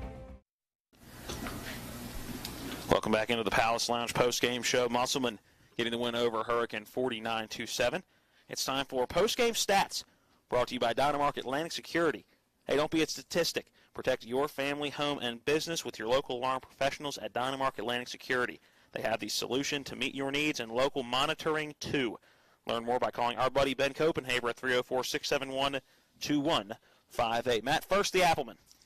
All right, after a first half that saw 29 plays for 308 yards, in the second half, Musselman had 157 additional yards on 17 plays. That is 46 plays on offense and 465 yards, so averaging a little better than 10 yards per play. 422 on the ground, 43 through the air today for Musselman. They faced just 5 third downs all day, went 2 for 5 on those third down conversions, 0 of 1 on a fourth down conversion. Had a few issues with penalties, 6 for 65 yards, and did have 1 turnover on a fumble. Otherwise, a very strong effort in all 3 facets for the Applemen as they forced the 3 turnovers defensively. They got an 85-yard kick return, a touchdown out of Blake Hartman, and Hartman had a great day running the football. 24 carries, 268 yards, and and 3 rushing touchdowns. Oh, and by the way, he can throw it to 1-for-1 passing for 43 yards on a touchdown pass to Kegan Teets. The second completion of the day for the Applemen, as Caleb Hardy, the starting quarterback, went 1 for 4, but for no yards. Kegan Teets caught that one right at the line of scrimmage, immediately got hit and got taken down. Hardy, 6 carries, 23 yards, 7 carries, 31 yards for Nick Zamora. And how about Jacob Miller? 4 carries, 100 yards, 2 rushing touchdowns, including the 87-yarder with 3 minutes, 58 seconds left. This is going to be one he remembers. Oh, absolutely. First 100-yard game. You look at the stat. Came in with 35 rushing yards on 6 carries, no touchdowns. How about a 100-yard rushing game and a pair of touchdowns? Yeah, outstanding. Congratulations. Feel great for that young man. All right, for Hurricane, 23 plays in the first half, 173 yards. 18 plays in the second half, Matt. 17 total yards of offense. So 41 plays for 190 total yards, 79 rushing, 111 through the air. Held to just 9 first downs on the day. They were 0 of 7 on third down conversions, and Hurricane 0 for 1 on fourth down conversion attempts. Tough day for Ismael Barrero as the starting quarterback goes 6 of 12 for 111 yards. Did throw an interception and got sacked. We would have, 5 times in this game? Let me go back and look. That was 1, 2, 3, make it 4 sacks in the ball game. And, of course, one of those was a strip sack fumble, one of 3 turnovers forced by that Musselman offense. It was 11 carries, 70 yards, leading the ground attack for Jeremiah Riffle, and then 12 carries for 31 yards for Tyrone Washington. So the two combined get over 100 yards rushing in this one, but the minus rushing yards because of the 4 sacks, so why the rushing total down to just 79 as I look back through and find 5 rushes for minus 28 yards for Barrero because of the sacks. There you go, just some of the numbers from this one. The most important number of all, 49-7, Musselman with the win. Post-game stats, a service of Dynamark Atlantic Security. Hey, don't be a statistic. Protect your family, home, and business with the local alarm professionals at Dynamark Atlantic Security. They have the solutions to meet your needs in local monitoring, too. Learn more by calling Ben Copenaver at 304-671-2158. All right, one more 2-minute timeout to take. When we come back from this 2-minute break, we will give our awards. Fall is here at Taylor's Farm Market and the Cider Press Deli and Grill. Stop by for some of our apple cider donuts. Losses set you up for a whole lot of uncertainty next week, and looks like possibly a whole lot of uncertainty for the next couple of weeks to come in Berkeley County athletics and extracurricular activities. But first, a 2-minute break to take, then we're back to wrap up the Palace Lounge post-game show. Your final in this one, 49-7, Musselman getting the win over Hurricane. We're back in 2 minutes. Fall is here at Taylor's Farm Market and the Cider Press Deli and Grill. Stop by for some of our apple cider donuts, fresh cider, and everyone's favorites, our delicious apple pie and apple dumplings. We also have some beautiful Big Mums for only $9.99 each. Experience local flavor at the Cider Press Deli and Grill in Inwood. We have something for everyone. We're open Monday through Saturday from 11 a.m. to 8 p.m. for lunch and dinner. Check out our menu at ciderpressdeliandgrill.com. Taylor's Farm Market and the Cider Press Deli and Grill at 178 Pilgrim Street in Inwood. Mayhem is everywhere. I'm your new bangs, and you can't stop staring at me. That's it. Just tilt the rearview mirror over here. And while you're checking me out more times than a library book, your car is wandering into that lane over there. More bangs. Neat. And if you've got cut rate insurance, you could be paying for this yourself. So get Allstate. Call Martinsburg Allstate agent Gary Kelly today at 304-263-4596. Our dad taught us a lot about the law, but he taught us even more about life and people. He taught us to treat clients like family. At the Skinner Law Firm, the firm our father started here in the Eastern Panhandle, we still believe that. We also believe that everyone has the right to be protected from those who don't play by the rules. We believe it's about helping people. Call us at the Skinner Law Firm, where we treat you like family.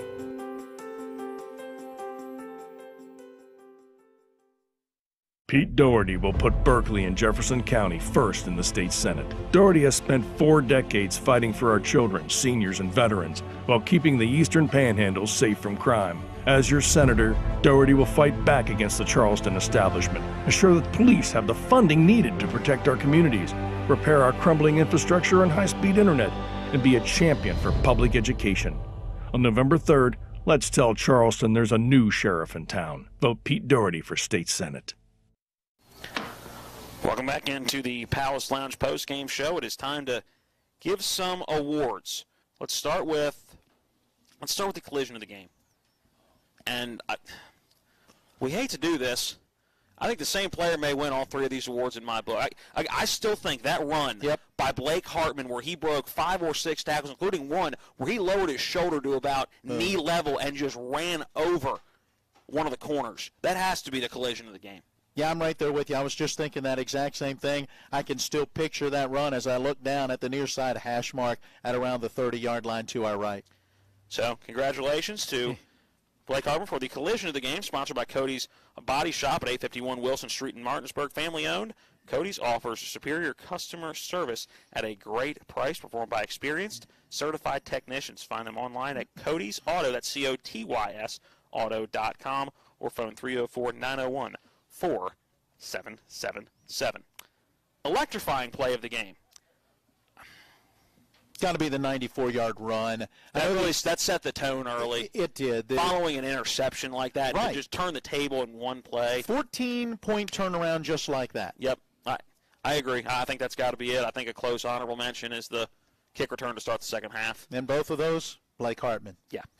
So congratulations to Blake Hartman on the electrifying play of the game, brought to you by Orsini's in Martinsburg, offering top names in kitchen and laundry appliances. And for you grill masters, Traeger wood-fired grills. Find out more online at Orsini's.com and stop by their still somewhat new location on 360 Hack Wilson Way in Martinsburg. And, well, I think you can probably figure this one out on your own. Player of the game, brought to you by McCrae Heating and Air, Blake Hartman. Honorable mention to Jacob Miller. Yeah. Actually, you know what? Player of the game, Jacob Miller. No. It's Blake Hartman. I mean, good grief. And he did it. But, the honorable mention has to go to Jacob Miller. He did what he needed to do. Yeah. Filled in when Hartman went out and, had a nice run and then got his 1-yard touchdown run and then the 87-yarder at the end. You love what the young man did. But all of that was really set up by Blake Hartman. It was. What'd I tell you? 268 yards. His second-best rushing total this year. One shy of the 269 against Martinsburg. Feel-good story of the day, Jacob Miller. Absolutely. He takes the cake on that one. Player of the game, congratulations to Blake Hartman, brought to you by McCrae Heating and Air Conditioned Services, named America's most trusted HVAC brand for 6 consecutive years. McCrae Heating and Air. Visit them at McCraeWay.com. Well, usually this is about the time of the evening we set up our next broadcast. I say that because, well, we don't really have an idea, or do we have an idea, Mr. Miller? Well, I mean, we've reached out, but no word yet as to what's you had a look on your face. Well, I just want to check this out. It's a very quick article already put together by WV Metro News, John Alderton, forwarding it to us, just to give you an idea of what is going on. They report nearly 24 high school football games in Week 8 have been taken off the schedule due to Saturday's COVID map. Dougherty County is still in the red category. Berkeley, Mingo, Morgan, Randolph, Upshur, Wirt, and Wyoming are now orange, meaning no competitions can be held. Gilmer, Jefferson, Marshall, Pendleton, and Wood counties are gold. That means those teams can only play their gold counties. Now, we think about it from a football standpoint, but get this, Dougherty County's cross-country teams are not going to be allowed to compete in Thursday's regional meet. So you've got those student athletes that it looks like will not be able to earn a chance to go to the state tournament. And soccer teams from the orange counties, which includes Berkeley, will not be allowed to compete in sectional tournaments, which will open on Monday. I'm not sure exactly what that is going to mean, whether they can delay those at all for a week and maybe get those in next week. Teams from gold counties are going to be allowed to compete with restrictions in the soccer sectionals. So athletic directors across the state, including the Eastern Panhandle, Berkeley and Jefferson counties, We'll be working to figure out exactly what that is going to mean, what it means for us, but we'll be working to figure that out too. No Berkeley County teams will be playing, so we'll be looking to Washington and Jefferson to see what happens in Jefferson County to bring you a game next week. Jefferson and Washington are set to play on November 6th Yes. as of right now. With the way that their county is trending, with the way that the Eastern Panhandle is trending, to me it's a no-brainer. Move that game forward, play each other while you can. It's a county rivalry. Both teams playing some of their best football right now. Washington's still very much in the playoff hunt. That loss yesterday for Jefferson hurts a little bit, but still not out of the realm of possibility. I think you have to play each other while you have the opportunity. But we don't make those calls. That's up to the athletic departments and the head coaches as to whether they want to do that. Keep it tuned to our Facebook page, Talk Radio WRNR on TV 10. And as always, join Matt and I tomorrow at 12 noon for Miller Time. Let's make it Monday at 12 noon. Take the day off tomorrow. Tomorrow's Sunday. It's a Saturday. Let's do that. Speaking of tomorrow, on the radio side, the Washington football team, formerly the Redskins, known as the Redskins. Boy, it was nice to say Redskins today. They will be in New York playing the New York, you can still call them, football Giants. And that is a 1 o'clock kick. Our pregame will start at 11 a.m. with the Washington football team radio network. Yep, Sunday night football through Westwood 1 at 7:30, and then a Monday night football doubleheader, we think, with COVID cases and other things going around the NFL. We'll see if that schedule stays the same, but it should be a doubleheader on Monday beginning around 5. Big thanks to all of our sponsors helping us put on today's broadcast. A big thanks to everybody here at Hurricane High School and here at Redskin Stadium. Donald Kenny has been back at the studio. John Alderton, our TV 10 cameraman here today. Colin McLaughlin, our on-site producer and on-field cameraman. For Matt Miller, I am Matt Crawford, reminding you the final in this one. It is Musselman 49, Hurricane 47. Musselman now 6-1. Hurricane. Just seven. 49-7. Did I say 49-47? You did. Boy, I almost finished strong there. 49-7. Musselman 6-1. Hurricane drops to 2-2. Until hopefully next Friday. We'll see you then. Fall is here at Taylor's Farm Market and the Cider Press Deli and Grill. Stop by for some of our apple cider donuts, fresh cider, and everyone's favorites, our delicious apple pie and apple dumplings. We also have some beautiful Big Mums for only $9.99 each. Experience local flavor at the Cider Press Deli and Grill in Inwood. We have something for everyone. We're open Monday through Saturday from 11 a.m. to 8 p.m. for lunch and dinner. Check out our menu at ciderpressdeliandgrill.com. Taylor's Farm Market and the Cider Press Deli and Grill at 178 Pilgrim Street in Inwood. John Purdue never dreamed he'd go to college, let alone become one of the best state treasurers. John Purdue brought back financial integrity and transparency to the treasurer's office. He created the highly successful Smart 529 College Savings Program, and under his watch has returned more than $230 million in unclaimed property. He's created the 457 Retirement Program and WV Able, and his Board of Treasury Investments has the highest rating from Standard & Poor's. I'm John Purdue, and I've never forgotten that I worked for you. West Virginia is Trump country, and Mac Warner is working with President Trump to keep America great. Mac Warner cleaned up the Secretary of State's office and is fighting against election fraud. Pro-Trump, conservative, West Virginia Secretary of State, Mac Warner. Our dad taught us a lot about the law, but he taught us even more about life and people. He taught us to treat clients like family. At the Skinner Law Firm, the firm our father started here in the Eastern Panhandle, we still believe that. We also believe that everyone has the right to be protected from those who don't play by the rules. We believe it's about helping people. Call us at the Skinner Law Firm, where we treat you like family.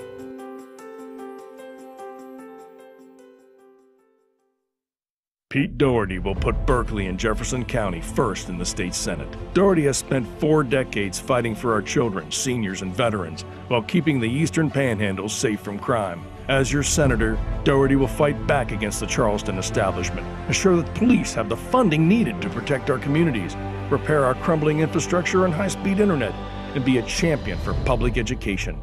On November 3rd, let's tell Charleston there's a new sheriff in town. Vote Pete Dougherty for state Senate.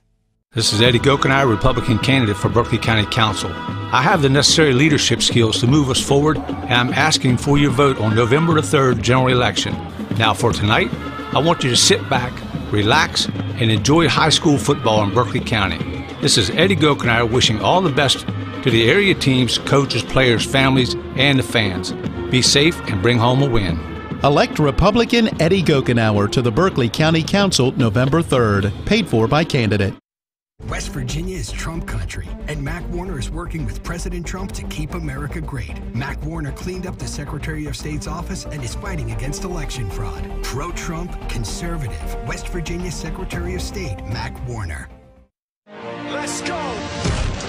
And that concludes today's post-game show. Today's game has been brought to you by Kent Parsons Ford of Martinsburg, the Skinner Law Firm, Smallwood and Small Insurance, re-elect Berkeley County Sheriff Curtis Keller, Eddie Gokenauer for Berkeley County Council, the Cider Press Deli inside of Taylor's Farm Market, Sam Petzonk for West Virginia Attorney General, Mac Warner for West Virginia Secretary of State, Panhandle Dumpsters, Bricks 27 Restaurant, WVU Medicine East, Hagerstown Ford, the Brown Funeral Homes and Cremations, Bechdel Jewelers, the Mirius Group of Financial Advisors, Modern Renovations, S. Marshall Wilson for West Virginia Governor, the Mansion Ferretti Law Firm, Natalie Tennant for West Virginia Secretary of State, John Perdue for West Virginia Treasurer, the Big Apple Lounge, Gary Kelly Allstate Insurance, KMG Computers, Pete Dougherty for the West Virginia State Senate, Tony Petrucci for Berkeley County Council, and the Berkeley County Health Department. Farm Market and the Cider Press